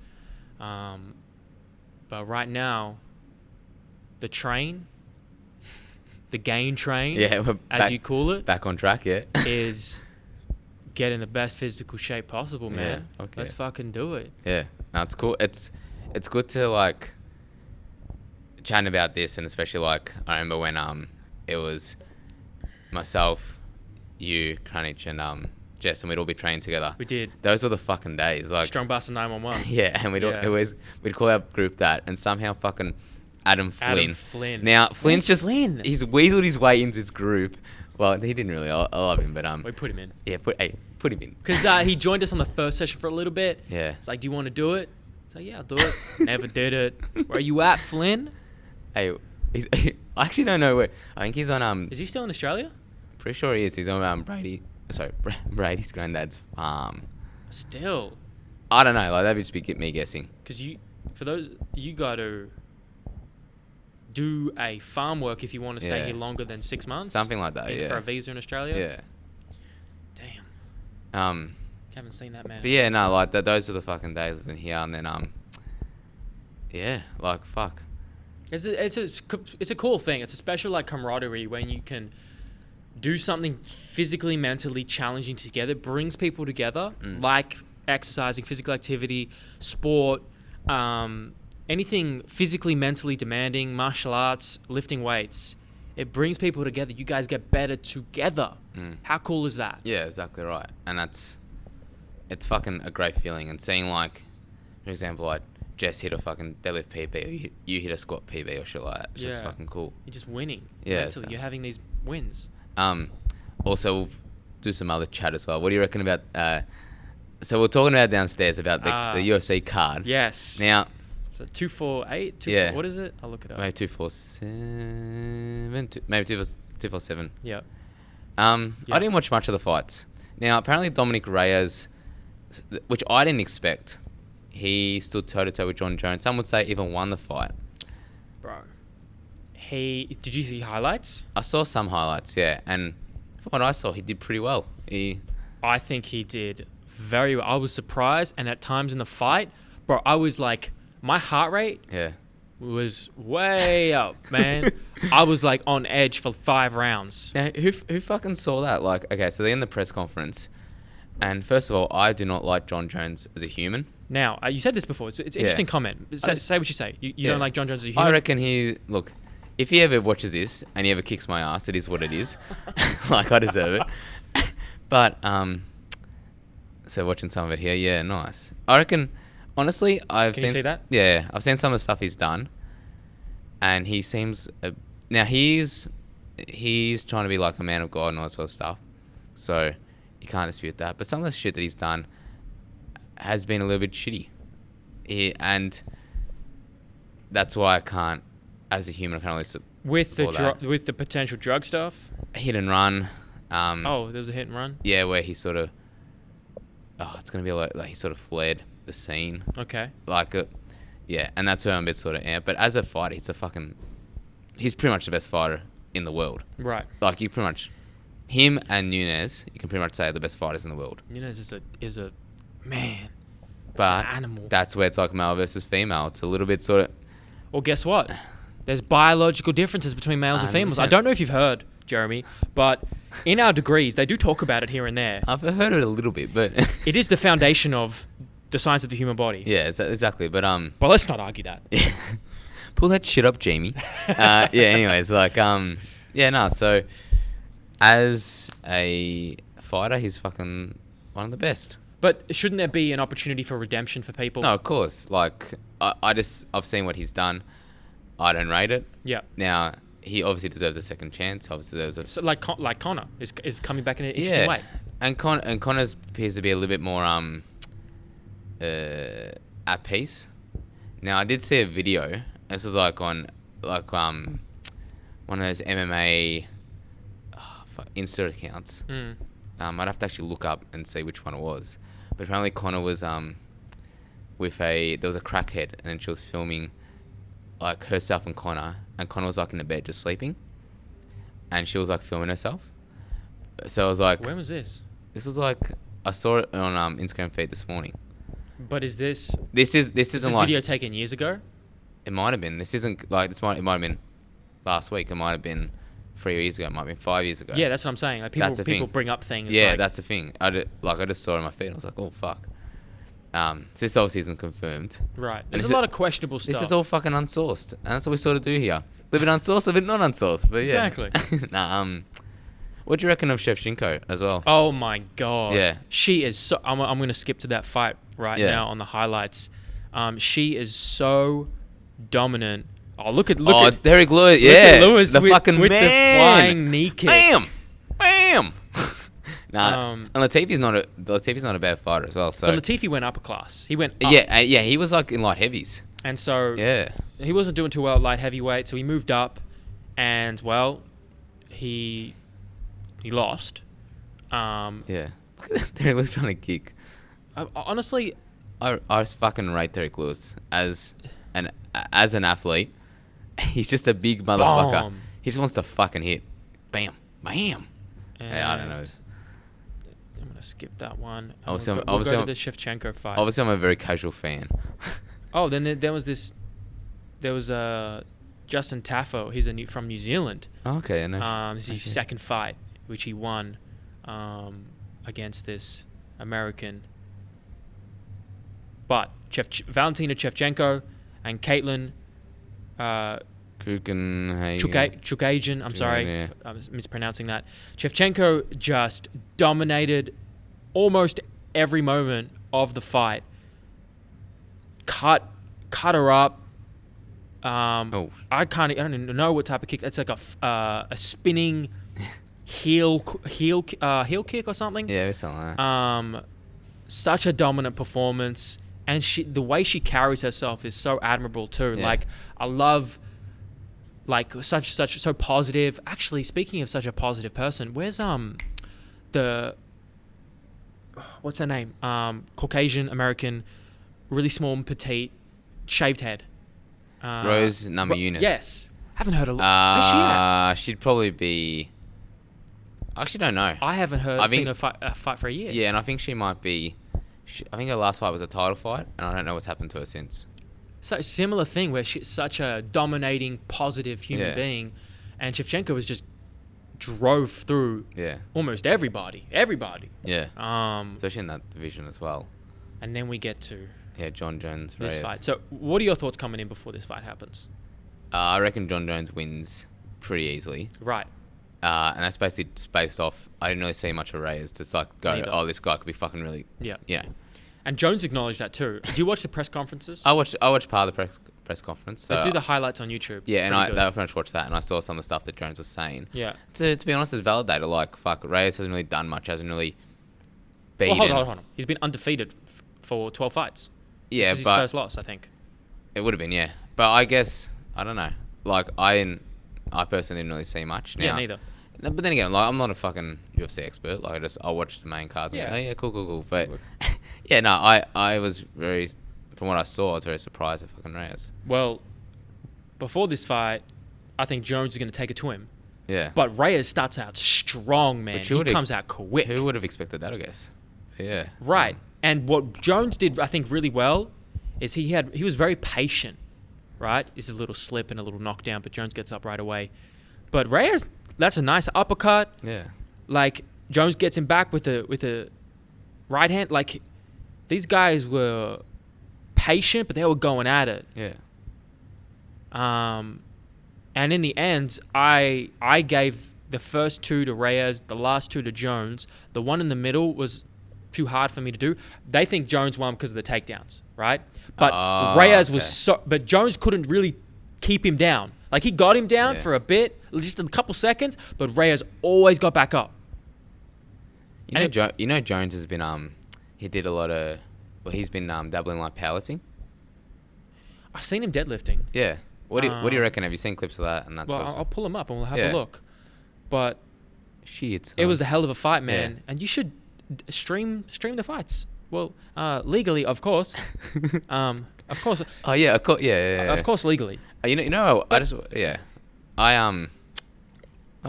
It's interesting to see how John Jones goes in that division. Now, as a wrestling fan, I reckon you probably go. So you look at the fights, and if I'm playing a matchmaker, you'd probably go, well, either Jones Stipe, you could go Jones Cormier just for Dan Cormier's last fight. Does he win? Probably not. What about Brock? Can we get him back? Now Brock's in I've never seen him fight. I mean, Brock's recently. Brock's a big fucking guy. He's actually been, so one of the things that Brock Lesnar had in the WWE was the fact that he's been a real part-time operator, and he's been pretty much full-time for the whole year. So he's been really good. So he's the actual champion down in WWE. So yeah, yes, he is. Yeah, so I don't know how different type of sport a little that's bit. You know what I'm saying? I don't know if Sandals watches much wrestling, but doesn't have as much realism. Yeah. To, you know what I'm saying? I get what you're saying. Whereas like I'd differ, but yeah, it'll be all good. I'm trying to find him lifting. Where did you see him lifting? There's this guy called Garrett Gonzalez. So he trained at the gym that Garrett. I think he trains at Garrett's gym now. So Garrett's like a real big deadlifter. Like an insane amount of, like 3.5 times body weight. He was part of a YouTube channel called Masthetics, and they broke up, whatever reason. Well, yeah, they just fucking had shit going. But I've seen clips of him lift, and I think even Rogan was talking about it. It's just like, it's good in terms of building a foundation. Might not necessarily help with his, fucking fighting. Well, not really, just doing doing drills and fighting is going to help fighting, but but increasing his strength will increase his capacity to produce power 100% at a faster velocity. Exactly. But then again, is it like essential for him to do a sumo deadlift from the floor? Probably not. I think I think it all depends. It's very easy for us to pinpoint and pick out exercises and movements like blah, blah, blah. We got to understand the context to which all that is put it in. Yeah, that's right. Yeah, no, 100%. Like, we see snapshots and snippets, and people get up and about it. Alex, how fucked is Instagram in that regard? Because the fact that with lifting, you see everyone fucking lift, and if you want a shot to your fucking ego, and you want a dash of self-confidence, dash in your confidence, you watch people on Instagram. Everyone posts their fucking highs, and no one really posts their lows. Some people post their shit, failed lifts. Everyone's posting, I got a fucking 30-pound PR or 10-kilo PR, got fucking this, I got that. And you look at everyone, it's like, fuck. Everyone just dominating. You're like, it's really, like, if you're lifting like 100 kilos and someone's lifting 180 for reps, that's like it's just, it can be motivation also. It can also be like, Yeah, people have it two ways. They're going to motivate them, or it could demotivate them. Yeah. And make them feel less than themselves. But that's what you're talking about in the last potty about Woody and fucking social media. Yeah. And I found when you're talking about me and you're like, oh, you ain't looking at no ass and titties or something. That's right. Bro, if you open up his feed. Oh, I've seen. I've seen some stuff, man. It's porn. It is softcore porn without them having their clothes off. Yeah. How distracting would that be to a man or anybody? It is. No, it is. Right? I think that your phone is a tool. You either learn to use it for you or against you. Yeah. And when you get stuck here, oh shit, your mind starts like mentally masturbating, right? Over the shit you see, right? Mental masturbation. The dopamine and serotonin hits. Oh yeah, she's a fool. Damn, fucking, I'm gonna message her, and you know, Oh, I've seen diving in those DMs. I've seen so much. Yeah. You know what I'm saying? Yeah. Man, it's a dangerous game to play. Yeah, exactly right. But, you know, you got to learn to use it for you, not against you. Yeah. But that's why I think you do such a good job. Like, you kind of... I picked up a bad habit back a couple of years ago, looking at my phone too much when I coached, right? You know, in between sets here and there. I'm like, fuck, I can't... I got to stop this. And when I realized I had to stop it was by observation of you. I'm like, Jeremy is a very present coach. Yeah. Right? Appreciate it, man. Yeah, no, thank you for leading by example, because be the change you want to see in the world. You were doing something and it helped change me. That's a perfect example. And so you presented a very present, alert, focused state when you coached, and like that reflected on me. I'm just like, wow, I'm not doing that enough. Yeah. And so that's when I chucked it in the locker. All right, that's it. Yeah. We're locking in. Yeah, I definitely like. And that's that. And that's, yeah, and all the fucking coaches here, I would say I'm probably, in terms of what I see in terms of my coaching, I would say I'm the one that probably needs the most work. Because I look at a lot of the guys here, and everyone's fucking knowledgeable. So I try and pick a lot of what everyone does. For example, like, I reckon, if you haven't gone around, for example, like Jess Fantone, Jay Edmonds, obviously Alexander Sandalis, Woody, Jay, who else is down here? That'd be about it. It's a tight-knit group now. Yeah, and like, I reckon, Jordan Radcliffe as well. Yeah, he's physio. great. He's great. Jordan and Jay have been fucking awesome. Like Jay Edmonds, so not Jay Ellis. But Jay Ellis as well, he's a great coach. But Jay Edmonds I reckon Jay Edmonds has fucking gone up a shit ton. Like, I respect the fuck out of Jay in terms of his knowledge, in terms of what he's been doing. He's been one that I reckon he's probably one that will continue to build and be like a really...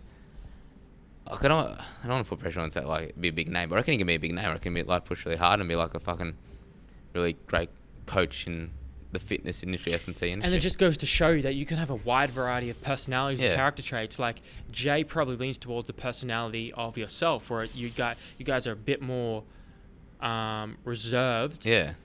And yeah, a bit more reserved than compared to a guy like a Christian or a other big, powerful, aggressive presences. Yeah, exactly. And yeah, so I reckon him and George doing what they're doing in terms of self, and also fucking the Kranis as well. That's another name. I think if he could let's be, just project it now. There's you heard it here first on the Talking Chimps podcast. A very young guy, 18 years old, who just started coaching in his career, doing some internships, coaching. His name is Christopher de Kranis, and we project, or at least I project, in, let's say, 10 years from now, could be one of the most proficient, effective, influential too, S&C coaches, especially for S&C, and I think Olympic lifting is his kind of his specialty, where he's learning himself now. He's doing it and competing within 10 years. Yeah. I don't want to put... You don't want to put too much sort of... Because you don't want to, like... You know, make his head fucking explode. Yeah, it's an ego thing. You don't want too much ego, but... You don't want to pump... Yeah. It is a little bit. Like... Yeah. Like, you're right. I get it. Oh, you can see people and you're like, all right, well, this guy's... Because that can make... If some people, they can get too ahead of themselves. Yeah. You know? They can do too much. Yeah. And they can think they're too good and better than everybody. Sometimes you need to be humbled and realize, guess what? We ain't shit, bro. All we are is fucking talking chimps. Sit the fuck down. What are we doing? We're just talking chimps. Bro, when you feel like you're getting too ahead of yourself, just remember, this could be over like that. Yeah. You're 2% away from being a chimpanzee, and you're really not as good as you think you are. Alex, you need a theme song for this podcast. Like, who's gonna make that? Well, I don't know. You need some sort of hard rock, like a Rage Against the Machine, perhaps, or something like, something just like... I'll let that happen organically. Yeah. Like a bit of Bulls on Parade sort of stuff, but like maybe a Bulls on Parade backing track, but it's somehow incorporating chimps in there. I don't know. I need a non-copyright one. Right? Gotta be careful, man. Yeah, true. That copyright. How long? I think it's... You can maybe play for like 15 seconds and then you got to stop. Okay, so that's a great thing. On Jungle Beats, where we used to... For those who don't know, we had a music media company that reviewed and reacted to music, and we are on pause right now, but we 4 years ago when we started on radio, we could do it we could get away with more. You could get away with 15, 30-second clips of music. Now tell me about your radio experience as well, because you were on Well, hold Sin. on. Let me just answer your question. Sorry. Now, Sorry, sir. Yes. Hey, it's a bit of back and forth. but now I'm saying like Yeah. almost every video we have is copyrighted now. Oh no shit. Other Okay. companies are making money off our reviews Yeah. Okay. Yeah. and reactions because we took like 15-second snippets. We got it down to 10-second snippets. Motherfucker still got it. They're fucking It's taking it. so Yeah. sensitive. Fuck, man.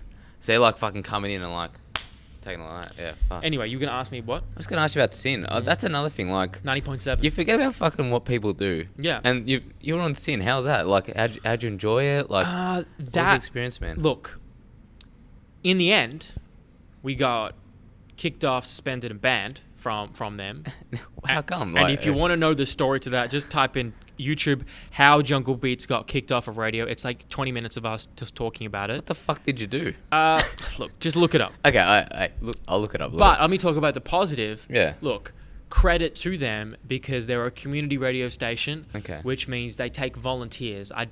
After I got home from America, from Tucson, Arizona, I was in a place where I was in a bit of a gray area. I was like, I've this fire and passion and love that I had for this sport that I thought I was going to take to the elite level. Yeah. You know, getting paid one day to do it. Now it's no longer there. So I get home and I'm a bit to reflection time. Yeah. What's next? And so one of the best things that I did and what I'd recommend to people if you don't know what you want to do is you just have to try shit you're curious about. I've always had a love for music and hip-hop. Hip-hop and basketball go one in one.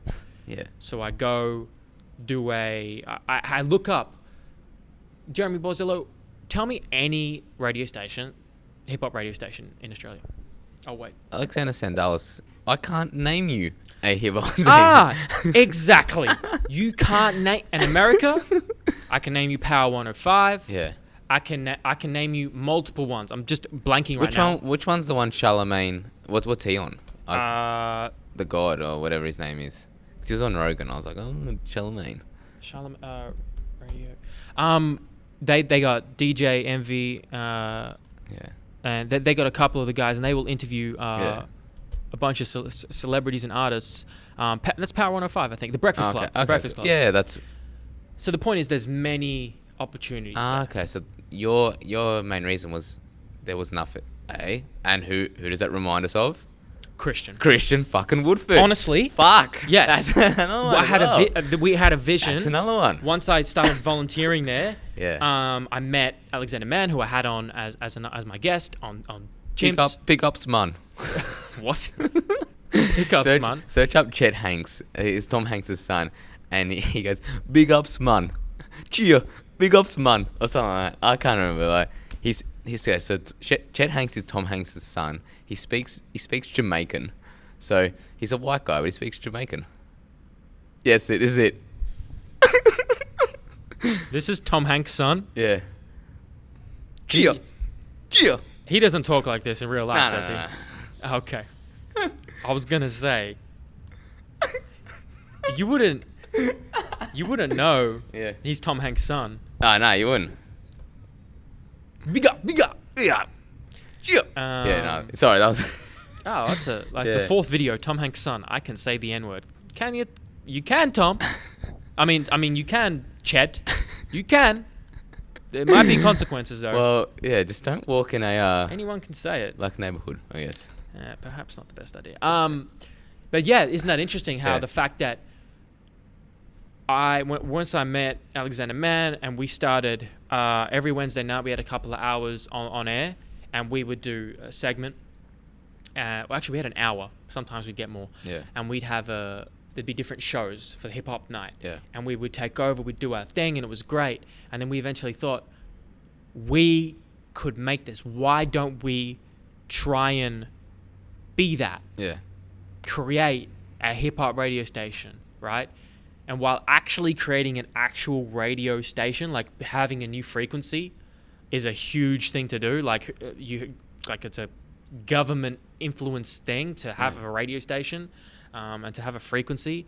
But it's like, okay, what can we do for now? And so we started our own media company. We started reviewing music, and it was all love, man. It was all just fun, enjoyment, joy for music. Yeah.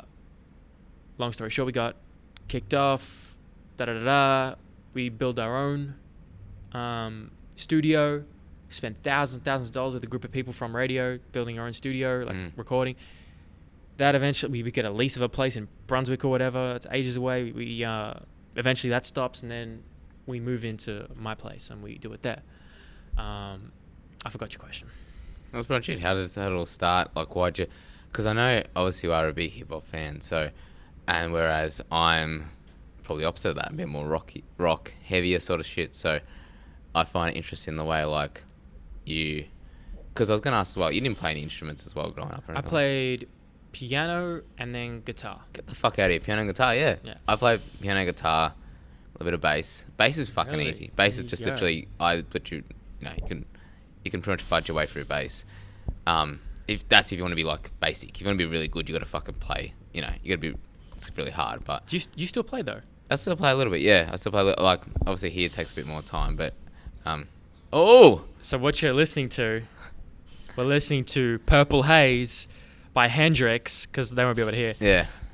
They can't hear. I love this song so Yeah. much. I had a great guitar teacher, and I learnt this. Yeah, And it was so fun playing this. yeah. If you... It's so good. What Hendrix Purple Haze. and Voodoo Child by Jimi Hendrix is another good song. Yeah, no, these is fucking. How good was music? Like, how good was music back then? And you look now, and it's like some people.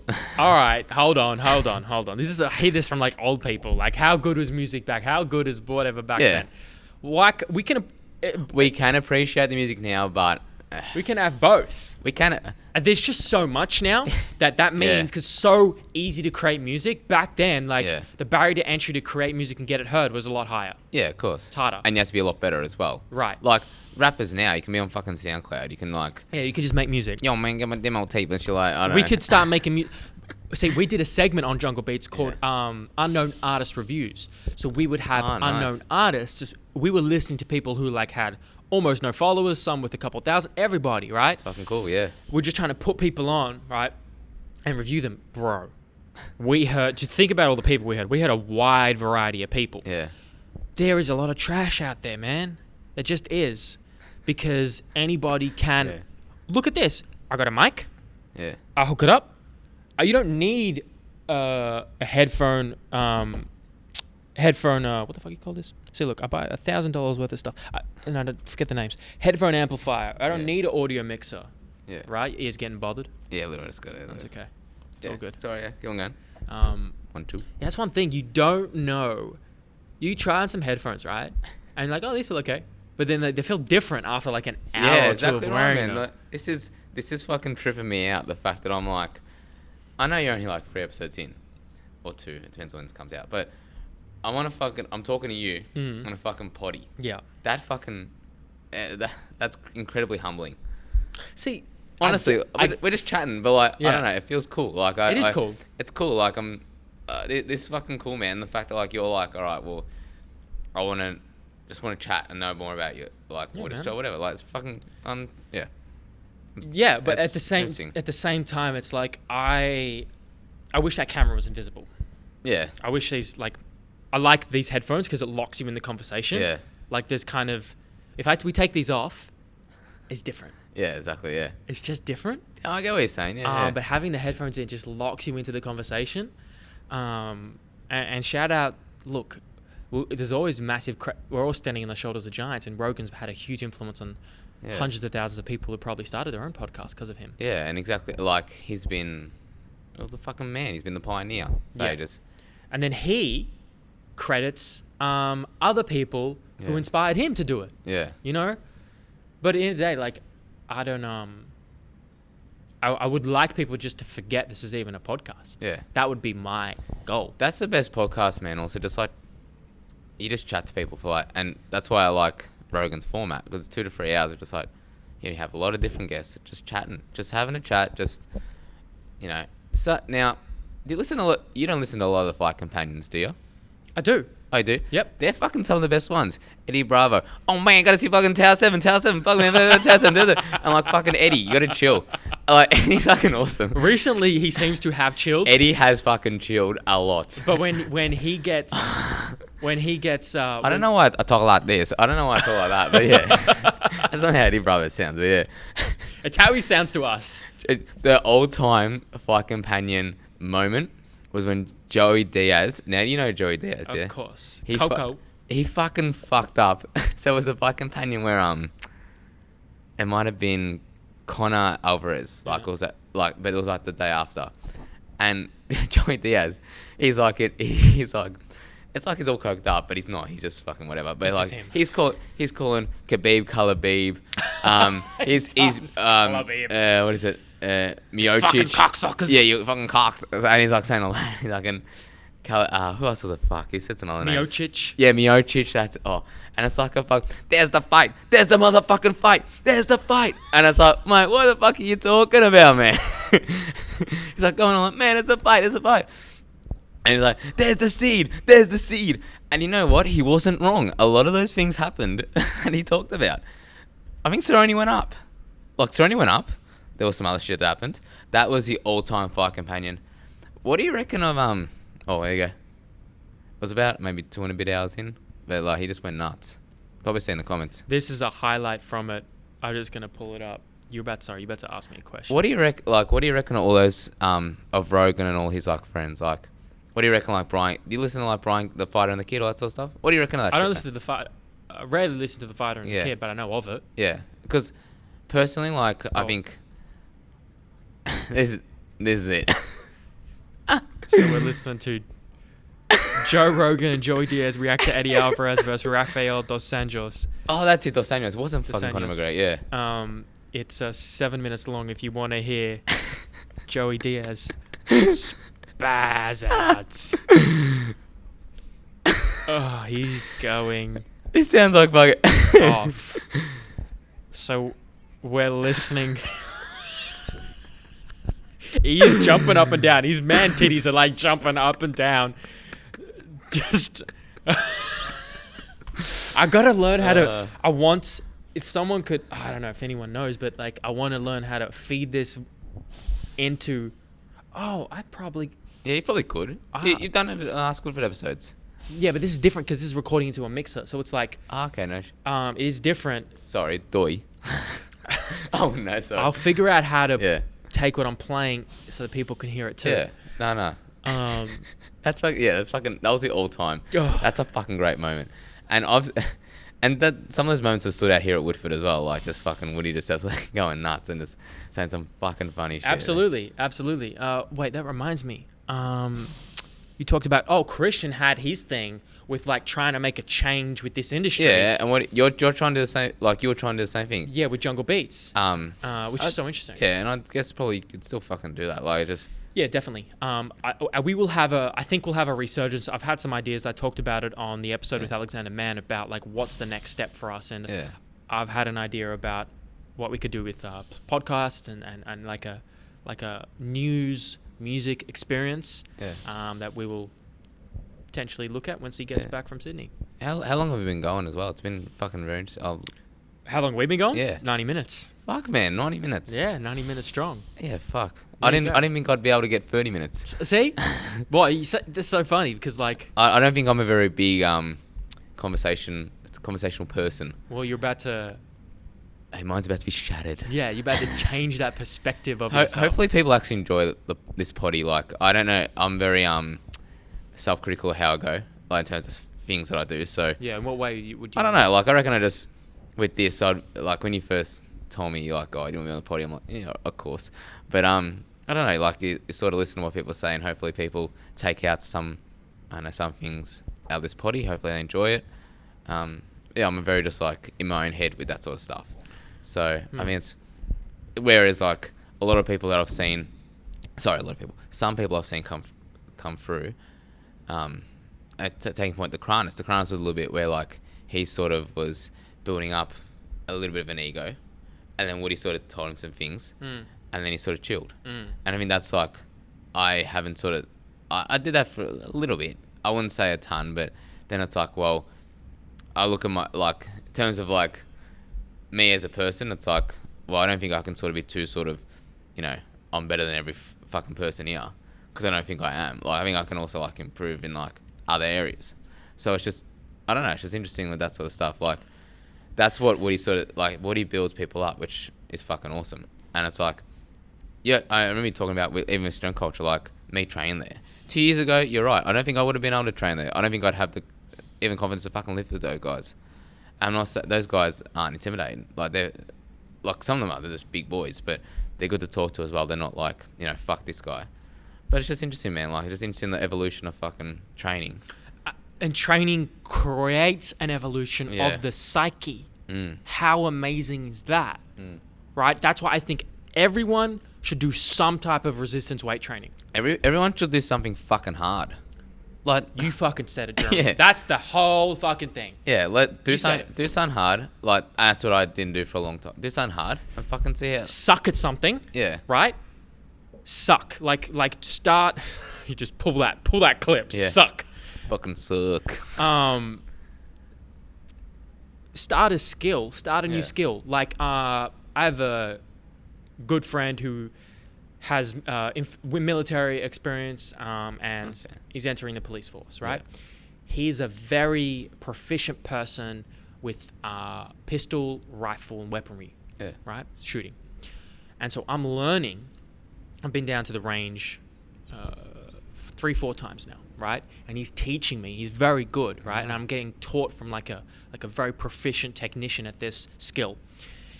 And going from no exposure to a skill, imagine the first time lifting weights, first time doing a skill, right? Especially a skill like pistol shooting, right? The stakes are high. This is a serious thing. You have to be very safe. There's a lot of steps. You go from 0 to slowly building. It's such a rewarding process to go from suck to good to great to excellent. Yeah, exactly. And that's part of fucking the process of doing any sort of skill. It's like, obviously going to suck it at the start. I think if you're great at the start, you're outlier. But obviously, but yeah, like I didn't actually know that about you going to the fucking range and shooting some shots. It's pretty fucking cool. So I think everyone should do it. Yeah, because we see everyone should into that. Okay. The same thing with doing something hard. Yeah. I think everybody should expose themselves to shooting a weapon in a controlled, safe setting like a range. Yeah. Okay, and this is why I think that. I think that because we live in a 21st century society that has, how do I say, prostituted violence. Yeah. Right? And what I mean by that is through movies, entertainment, GTA, like Grand video Theft Auto. games. Yeah. Great. That's a great game, by the way. That is a great game, but that is a fucking violence game. But our society is prostituted violence because it is a exciting... It creates exciting emotions, varied emotions that sell, that are alluring, that attract people. Yeah. Right? Even if it's negative, even if you're watching something destructive, like a movie can depict that, and it can be very engaging. And so through movies, entertainment, video games, etc., I think we don't understand and have a real understanding of what violence is and the consequences. Okay? Especially weapons. Especially something that's so common in countries like America, like rifles, pistols, and guns. Just guns in general. Well, I saw fucking the other day Lane Norton, who he's a big proponent of pistols and that sort of stuff, and he was shooting those in a controlled environment as well. Mm-hmm. But that's in Australia, I'd say, it wouldn't be as necessary, I guess. But I can definitely get your point. I can definitely see your point. Sorry, it's like you need to be able to protect yourself, and because my friend, he's a cop, and he's had points where it's like, fuck, sometimes he's just got to fucking shoot or just go nuts, or just It's an outlet for him. Pardon? It's an outlet for him. No, he did just in his work. He's not necessarily going to the range and fucking shooting tons of shots. But it's that life or death sort of thing, and just fucking shit can happen at any time. Correct. So you'd rather be prepared. Where I see your point, rather than not prepared, and just if you got to fucking do self defense, that's one way to fucking do Well, it. it's not just that. It's just having a respect and understanding Yeah. For, of what a gun is and what it can do. Feeling its power, feeling how to control it. People, I think, are quite afraid and intimidated by guns. And I think once you begin to use this tool, you get to understand it, empathize with it, and it gives you a different perspective that I think is very valuable. yeah. No, exactly right. Like, I didn't look at it that way. That's a really good way of looking at it as well. And it's Like, just think about like martial arts. Like martial arts, you learn to use your body as a weapon of a weapon to protect yourself and to harm if you need to, and to incapacitate if you need to. Which I think is another thing.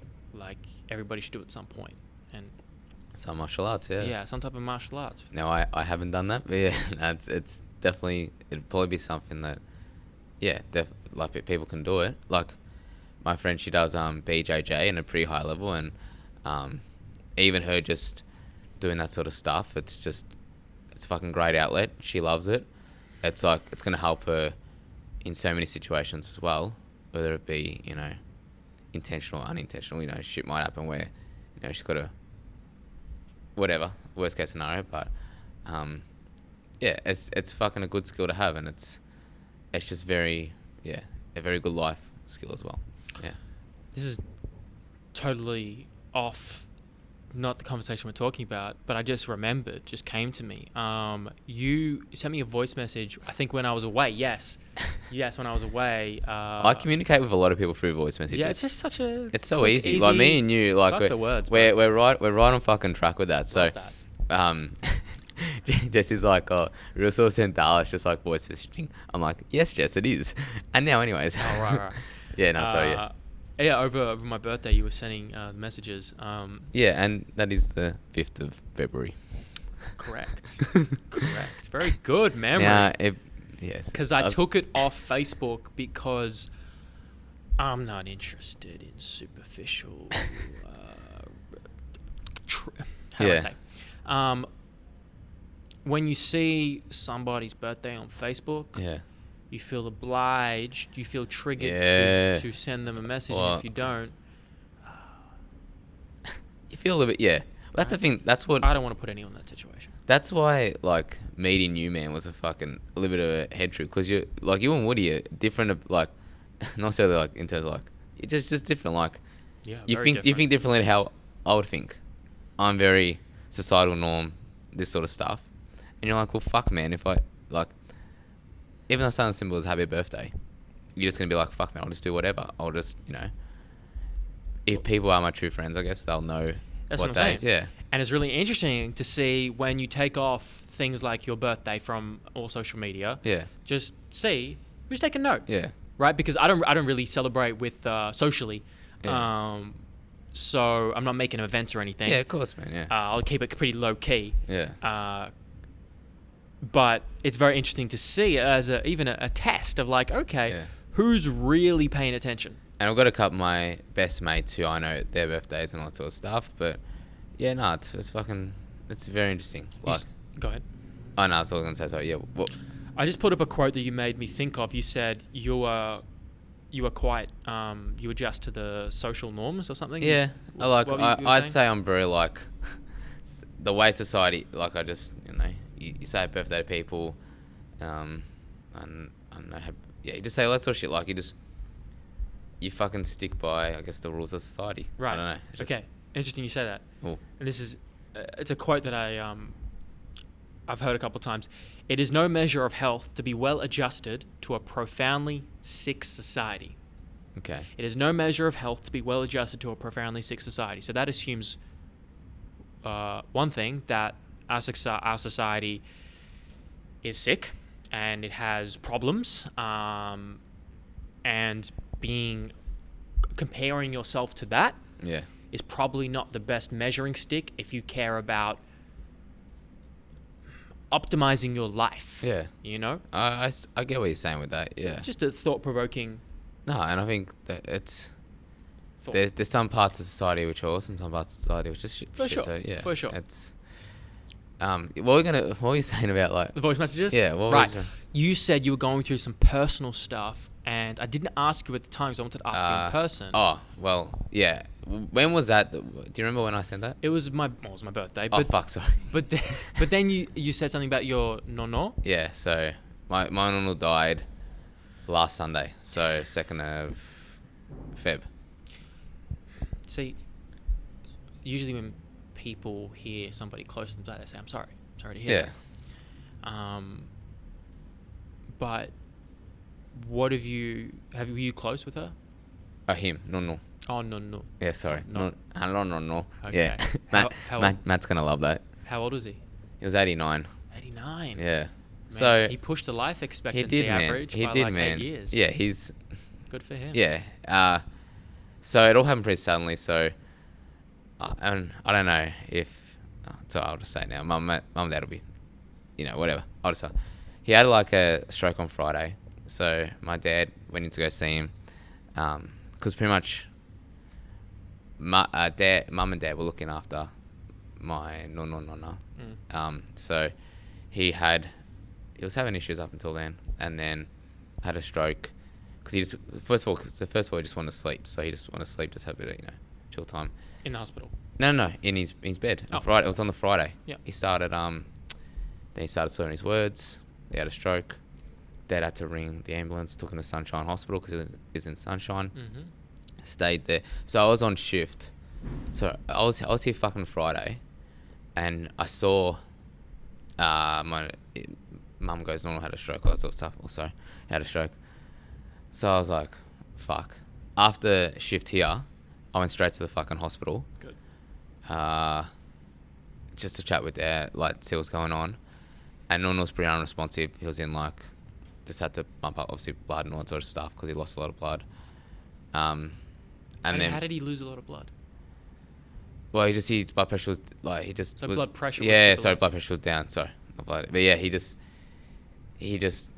very like gaunt, if you will. Like he was hooked up like to machines and that sort of stuff, and so then wanted to him Friday, Saturday, just trying to make sure he's all right. He got a bit better, and then Sunday.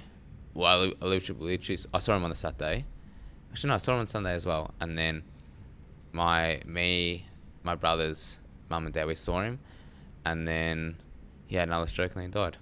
So, yeah, it is what it is. But Is that the first family death close to you that you've had? nah, but it's the one that's probably sticks out the most because I was pretty young when my mum and dad died. Wait, sorry, your mum, your grandparents.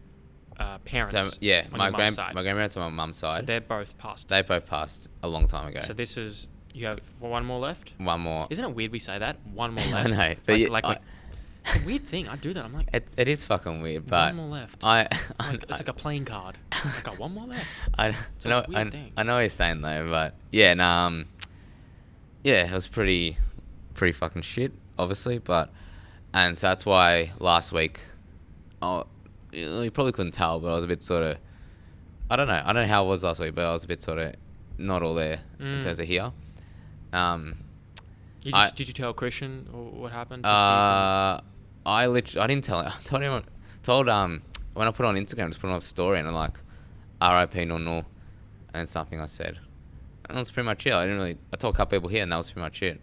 So, and then I had the funeral. This is the 12th now, so they had the funeral the 10th, and I'd saying part of the eulogy, and for my friends that were there, they would know. I just fucking started crying, and then Why are you doing? I was speaking and I started fucking crying. So it's natural. Yeah, it was natural. It was natural, but it just fucking sucked, and it was just a shit experience. It's fucking life. But is. I appreciate all the love and support everyone had. So everyone gave to me as well as my family, and when these things happen, like when a death and an illness happens, because I've had two of my grandparents pass as well, and I've had an interesting experience where I was in the hospital in the same room as they passed. Oh, no. No Okay. shit, yeah. Which is a very strange thing Yeah. to feel somebody's life drift away. I say that very deliberately because that's what it was like. That's what it pretty much is. Like, it's... Yeah, it's... So you weren't there when he had his last stroke. It's more of an acute thing. Boom.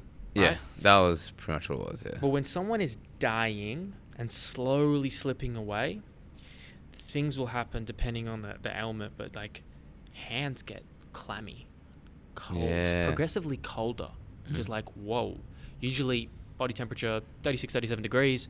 It's supposed to keep your extremities at a reasonable warm temperature too. Yeah. But then you get clammy and warm, pale, and begin more and more lifeless.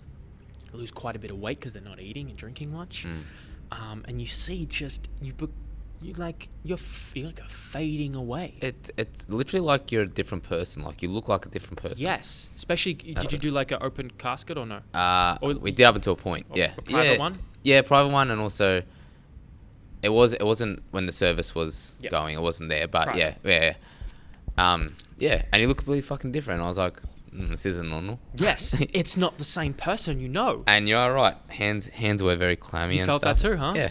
Wow. Held his hand for a little bit, and just you're right, man. It's fucking that's fucking life. And I guess you have to know that death is there to appreciate life, and that's fucking stoic. And that's what I heard that on the Stream Culture podcast, It's true, man. episode 58. Yep. Shout out to the boys. But nah, anyways, like yeah, you have to remember death. And I talked to my mate Matt. That's alright. I talked to my mate Matty Gileri, and we were chatting about this. And it's like, you got to remember that shit to appreciate all the good shit that's going on in your life. Like, I've had shit go on, other shit as well, which I haven't talked about, that's happened to me. So not me personally, but family members. Illness, yeah. And for those, like, I don't think I've even told you, man. So like, it's, I can honestly tell you now. So my mum had she had breast cancer. So last year, she's been it now. So it's, yeah, she's getting her hair back. Everything's all good. So It's good. but yeah, she had it, and I haven't told fucking a lot of people here. So she had breast cancer. My dog died last year, who I'd had for like 15 years. Wow. So, in terms of the gym, I didn't show all of that. And so the gym last year was one of my fucking favorite years. Not outside of here, but inside of here was fucking awesome. And it's all due to everyone who, like, I talk to, all love and support, all the fucking care, all the talking shit that we all do. We talk so much fucking shit, but it's so good. Like, It's like a safe haven. That fucking distracted me from, like, I like would go home and just be fucking wrecked. Yeah. And you'd go home and, like, so another time before we left the old facility, Mum had told me that we had to put down our dog. So she was 50, she was old. And I read it in a message, and I was like, 12 o'clock. I think I was with Matt White, and we were chilling. And I said, oh, fuck. So our dog name was Queenie, and she's like, oh, Queenie's passed away, I had to put her down. And it would have been like if she went back home, they would have put her down the next day. So I was like, pretty much, do it now. And yeah, that fucked me for a little bit. And then hearing Mum had fucking breast cancer, and just like, yeah, it's just a lot of, now I don't know if Mum wants me to tell that, but it's fucking, a lot of people would probably know the situation who listen to this friend-wise, so yeah, it was all a fucking lot. It was all a fucking hit, and just, yeah, and that without this place, I reckon, I don't know, I just would have fucking cried a lot and just had a big sook, and it's fucking, wouldn't have been productive. But with this place, man, it's fucking helped me a ton. Yeah. And Woody doesn't know it, Jade. You know one of my favourite moments here, and there's one of the best moments of this career was, okay, so I had, even when I did my comp and like, went how I went, whatever. And Jay Ellis, he was like, oh, I'm proud of you, man. And that was like so fucking cool, because like, I respect the fuck out of Jay. And he comes up to me and he was like, we're talking about whatever, and he goes, nah, I respect the hell out of you. Like, it was like, that was a fucking great job. And he was really proud of me, and that was fucking cool. And like, even Woody, when he says it as well, it's like, yeah, it's a good feeling. and that sort of stuff that, yeah, I don't know. This place is like a second home, and it's fucking cool It's to, beautiful, man. yeah, The admiration from your peers and people you respect is like such a gift. yeah. Like I even though in this podcast, Nah, say you, man. Do you. Say whatever you want. This potty, man, it's like the fact that you've asked me on, Yeah. and like, I don't know, I consider myself a fucking regular person, but it's like, Wow. I know, yeah, but As am I. yeah, exactly, but it's like, yeah, it's a fucking cool experience, and like the opportunities I've been given here, and I'm a real sort of Z grade celebrity. I'm getting close to like getting up there, but you know, get recognised here and there. One but letter at a time. one at a time, but nah, it's yeah, it's a cool experience, and it's a great life that I live. Yeah, I mean, that's the thing. Like, people get very ahead of themselves, like thinking they're bigger and better than they are. We're just people, man. We all share so many commonalities. Like, we all share the experience of death Yeah, and suffering and pain of people close to us, right? Yeah. And the great thing is, I wouldn't have known this stuff if I didn't sit down and talk to you. I haven't fucking talked to people about it because I'm not like that. I'm not gonna. Yeah, same. I'm not Same. like Christian who's gonna go, oh fuck, do you hear about what happened with this? I've got fucking this going on. Yes, I yes. am the exact opposite of that. Same. I would not fucking tell anyone. Yeah, even telling my friends was fucking hard. yeah. Like I remember telling them when my mum had breast cancer, and I was gonna tell them. I didn't tell them for a couple of days. So if you guys are watching this, yeah, sorry I didn't tell you, but I didn't tell them, and then I told them, and then I was like, oh, it's a bit of a relief because I've told them. Mm-hmm. But then again, it's like, all right, well, I'm not the one going through it, so it's mum's going through it, even though like, you know, it still affects myself. But yeah, like that's the thing. If we didn't get down, like talk to me and you just chatting. And sometimes these things come up. Yeah. Like after an hour or two or Yeah. three, right? Yeah. Like if you don't give that space and time to dedicate to another human being, Yeah. to conversate and talk eye to eye, sometimes you just don't learn and discover these things about yourself and other people. You're at the surface, I guess, as well, and it's Yes. you just fucking. People are at the surface, and my whole life, from a teenager, I've always felt like I've been, and I feel like, and I've been kind of at the butt of jokes because people started knowing me as the guy, like, you don't just have a conversation with me, you go deep. We're having a D&M type shit, right? No, but that Sandal's like, all right, I'm gonna fucking, I'm gonna butter you up. I'm really just gonna, give you your props. But Alright. honestly, man, like, I consider myself an empathetic person, and I reckon that's exactly what you are as well. And the fact that like, you're very you're emotional when you want to be, but you're also, not emotional about other things when you don't need to be. But that's something that I want to get better at. It's just like fucking listening to people and like continuing to give a genuine shit and just like fucking, all right, well, someone's had this, let's chat about it, let's discuss. Some of my friends have had stuff going on. Let's go down, let's just chat. Let me give you a big fucking hug. How you going? What's going on with this? What's going on with that? And I've been real closed off, and that's something that I want to sort of embrace. Just be a bit more, fucking friendly, and just continue to be fun. Just get everyone around here, and just like create that family, and just like we're going through shit, we all support each other and Go together. we all go together, and For that's sure. hopefully that's something that I'm putting across. It's gonna still take some time, but I reckon we've got a great group of people here, and we continue to expand. We do. But it starts with us. It starts with, with me. It starts with you. It starts with we have to be willing to be vulnerable and courageous enough to be vulnerable and share those things to give people the permission and space to do it themselves. Yeah, and I wouldn't have said all this stuff without this. Like, I wouldn't have said all that. But then I've said it to people close because they know.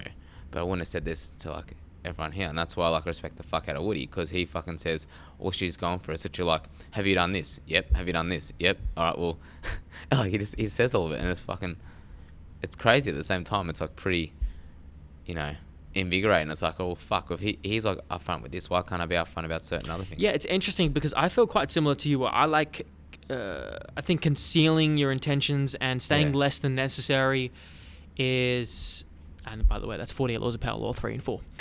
I've been listening to you on the old Spotify, if you will. Have you actually listened to those? I've listened to those episodes, but I've listened to like 12 Rules for Life. That's it. And I like to listen to that. And I don't know, man, like, you're a different cat, and I like appreciate that. Because like you're different from what other people are. And that's what makes you good. That's what makes you you. That's right. But it's so interesting because I've felt insecurity in my life for being the guy who's like, I think this place, Christian, and this place especially really taught me how to banter. Yeah. To not take things so personally. You're a bit more like at the start, like knowing you, I was a bit like, oh, what's going on with this guy? And now we're chatting, like, it's fucking cool, man. Like, you're a very cool man, so a cool cat. I think I took myself too seriously. Yeah, and you know who else did that? Tom Young. Yes. Tom Young. I feel that. Because Tom Young was trying to be... Tom Young was trying to be professional. I know, fuck him, right? He's trying to be professional. But like... It's hard to do in a place like this. Hey, you know. Hey, and that's another thing. This workplace is like... I've only been in, say, 3 workplaces. This is literally... this is like the fucking opposite of what every single thing you were taught how to be in a workplace. For sure. The opposite thing. Yeah. So fuck yeah, man. I like you, and you fucking undergoing growth as well. You've undergone all that sort of stuff as well. And we might be just you know, sucking each other off here for 2 hours just talking about ourselves. But like, it's you know, that's why you get talking. You know, end the day, we're just talking chimps. But that's what I'm saying. Like, that used to be a source of insecurity for me. For people would make jokes about me being so serious and like not being able to have conversations that weren't D&Ms and so deep, right? Because that was interesting to me. Yeah. I like doing that, right? And fuck, man, you're always gonna have different people as well. Like, I don't know. I think it's like as you mature as a person, like the shit that was important to me 2 to 3 years ago, all the stupid shit I'd have, you know, fights and stuff like that. After I've had all the stuff that I've had in the past year, it's like, fuck, who fucking cares? Like, be whoever you want to be. If you're enjoying life, just enjoy life. You're here for a fucking set amount of time. You don't know when that is. You don't know when it ends. Just fucking enjoy it. Like, if you want to fucking, you know, surf, go fucking surf. If you want to be a powerlifter, be a powerlifter. If you want to talk some chimps, talk to some chimps. They talk to actual chimps, and that's what we're doing. So you figure out, you lean into your insecurity and you like embrace it, and then you use it to your advantage. Okay, well, fucking Jordan Peterson, like all this self-help sort of stuff. Yeah. Now, even like 15, 20 years ago, like obviously it's like still trying to like, and I was like fucking 5, but it's still like with all that stuff ages ago. Who would have thought that all this stuff about like self-help and just like talking about your feelings and opening up, people would have fucking laughed at you back then and just gone, fuck, this guy's real sort of woo-woo. Yeah, we're a bit sort of homosexual, if you will, a bit gay. People will say that. Yeah, and like now it's fine. Like I mean it's fucking open dialogue. Let's talk about our feelings. Let's discuss it. Like especially males, man. Like I'm not saying anything that hasn't been said. People just don't talk about their feeling. Like we've had tons of people here, and I won't say them, but they've had mental health issues, and we've chatted about it, and they're getting better now. But Woody started a dialogue, and now we're all fucking like, oh fuck, this person had whatever. Like, all right, cool. Let's discuss it. Let's see what's going on. Let's fucking chat. Like, I don't know. At the end of the day, we're just trying to, you know. But that's what I'm saying. I don't think there's room. Well, no. There's not a lot of opportunity for people to have these conversations because it's not structured in your week to week, day to day. Because like, when's the last time? Like, the family dinner, the family lunch, the scheduled family time, I think is become negatively affected. I don't think there's a lot of structured community time together to have these conversations. Like, being from an Italian background, I think like us as a family probably don't do as much, but we've had some, and like, I've had cousins and stuff that still do like a family dinner. It's still like, you know, a Thursday night, a Saturday night, a Sunday night, they'll all go around, they have it, you know. My cousin's got a young boy, so, and my other cousin's got, he's got a girl and then another girl on the way, but it's just like everyone just, you know, getting together, just chatting about what's going on, and especially in a European sort of household, it's fucking cool. Because obviously, you're Greek, yes? Born here, father's parents and my grandparents from Samos, Greece. Mother Egypt. And Yeah, my parents and Egypt. that's Greek, that's Egyptian, a Australian. crazy mix as well. Yeah. Like, Toucan. that's Exotic right. motherfucker. Yeah. You know? Yeah. But yeah, no, it's fucking. It's just a sense of family belonging, and it's like, And it's inbuilt into a lot of those cultures, Yeah. and some it isn't so much. yeah, And some lose the connection to their traditions, yeah, right? And they don't practice them anymore. Mm. And suddenly you don't remember the last time you sat down with your family for a couple of hour uninterrupted lunch or dinner. The last time I did that, not with family, but I did it with two of my best friends, and we just chatted. And it's like it's after the Masvidal Diaz fight, and we're sitting in the bar and we're just chatting for like 4 to 5 hours. We're just chatting about whatever the fuck, man. We're just talking. And we're going, fuck, what time? It's fucking like 10. We're gonna have to go home. But yeah, that was fucking so sick, and it's like learn a lot about those guys. We chatted about a lot of things, and it was fucking cool. And that was one of the best days that I've ever had. And that was just Really? ever had. Yeah, it was just us just chatting and Love just, that. but because we learned a lot about ourselves. And we've been best friends for a little bit, a long time. But it was just us just shooting the shit, and we learned a lot. Our friendship became better because of it. Yeah. And yeah. What did you learn? I wanted to ask, what did you learn through? Because I think death and suffering and pain is always. Actually, I heard a quote from it's from Napoleon Hill, I think. In every adversity, pain, and suffering carries with it an equivalent and equal seed of benefit. Yeah. Okay, so every pain, suffering, and adversity carries with it a seed of equal benefit, right? What is your seed of equal benefit for your grandfather passing and your mother going through cancer? I just that everyone was able to support us during that time, so I know I've got a good support network. And, well, I guess with death, I guess, comes life, and the fact that, you just remember the good times. You just remember, I try and help my nonna as well, and our family does a good job of that as well. But I don't know, it's hard, man. Just getting through shit. That's literally like my benefit of that is just getting through it and banding around our close friends and family, and just trying to do whatever I can to make sure that my mum's life is a little bit easier, but whatever I can do, and just to get past it, and we have, and yeah.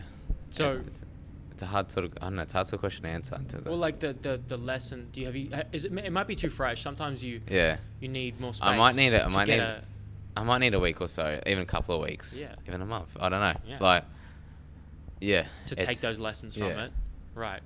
I don't know. I just appreciate life more. Just fucking. Yeah. Hopefully I can. But it's always like, how long does that last? How can we keep that gratefulness for longer? And I think the best thing that I've heard people doing, and I've been doing periodically, is a gratitude journal. Sounds a bit woo woo. Sounds a bit like hippie shit. But like, nah, it's fucking. There's actually now a bit of early research on if you want to look at the literature to it, but just even the well-being effects that you have from listing things that you're grateful for, to give you perspective on your life. And people like, that's a fucking good point, because I listened to Danny Kennedy's podcast, and he says exactly the same thing. He does like gratitude journal, he does meditation, he does all that sort of stuff, and it fucking helps you as well, because you don't realize the amount of shit that you complain about, or even just like not fucking complaining. Like, I know those guys from Cottesloe, they were doing a bit of that, where they just went Jamie Smith was like, I'm not going to complain for like a month or something like that, and it was going alright, and he's like, I'm not going to complain about this. And it's like, for example, if you get like stuck in traffic, you're like, well, at least I can listen to a podcast, or I can listen to music and shit. You're not like, fuck this traffic, I'm fucking stuck here. You find the seeds of benefit in an unfortunate situation. Yeah, exactly. Yeah, and that's fucking like, that's life, man. Like, why am I getting all fucking hung up on bullshit? It's like, there's other shit I can do. There's other shit that can help me. It's like, perspective is huge. Yeah. Just give a shit about other people. Obviously still care about yourself, but give a shit about other people. And something that I haven't done as well is a gratitude journal, which is very interesting as well. But also just like ringing your friends and just like messaging, just what's up, what's happening, how you going. Give a shit about other people. Don't fucking go, I can't talk to people. Like, that's something I need to do a bit more. Yeah, just, I feel you.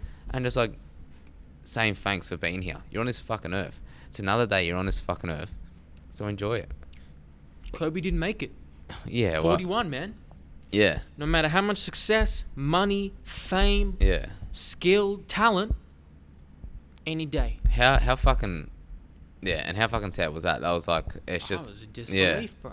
I walked past the TV that Dad was watching, and I'm like, what? Yeah. What? Nah, because it can't be real.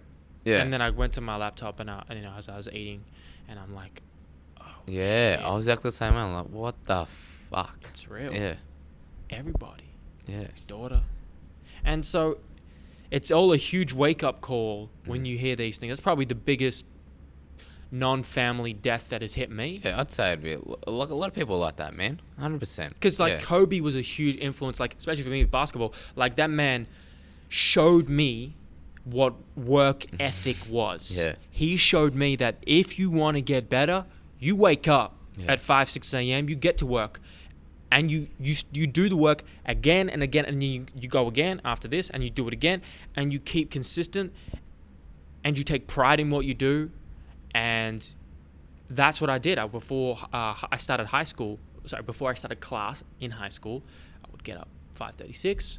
I'd get my dad, thankfully, who would be waking up at that time. He would drive me to the local basketball recreation center, knock on the door. Guess who opened? Who? The cleaner. Oh, fuck. Fucking cleaners there, man. No one else is there. Maybe you'll get a team training, a representative training, once or twice a week. And I was there on my court. They'll be on their court. Be like, that's right, motherfuckers. I'm coming for you. I'm coming for you. Yeah. Right?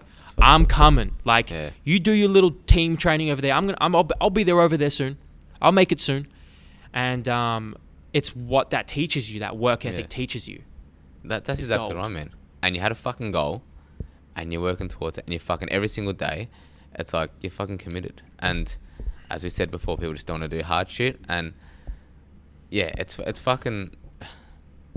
It's just the lessons he sort of.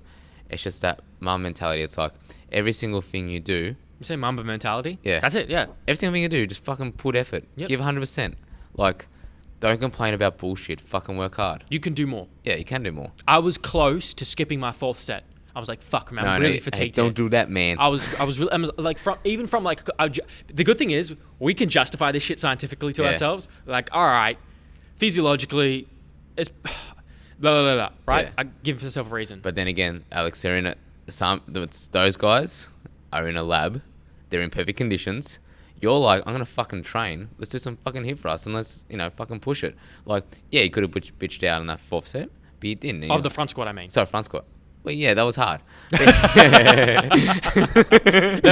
When we talk about those front squats, that's a different story, huh? Talking about those front squats, man. But nah, you had it. Like, it's just fucking, it's that mentality. Once you convince yourself you're not going to do it, you're not going to do it. Yeah, So if you pushed it, and you know what, how good do you feel? You feel fucking good. Like, it's fucking hard. You're feeling tired.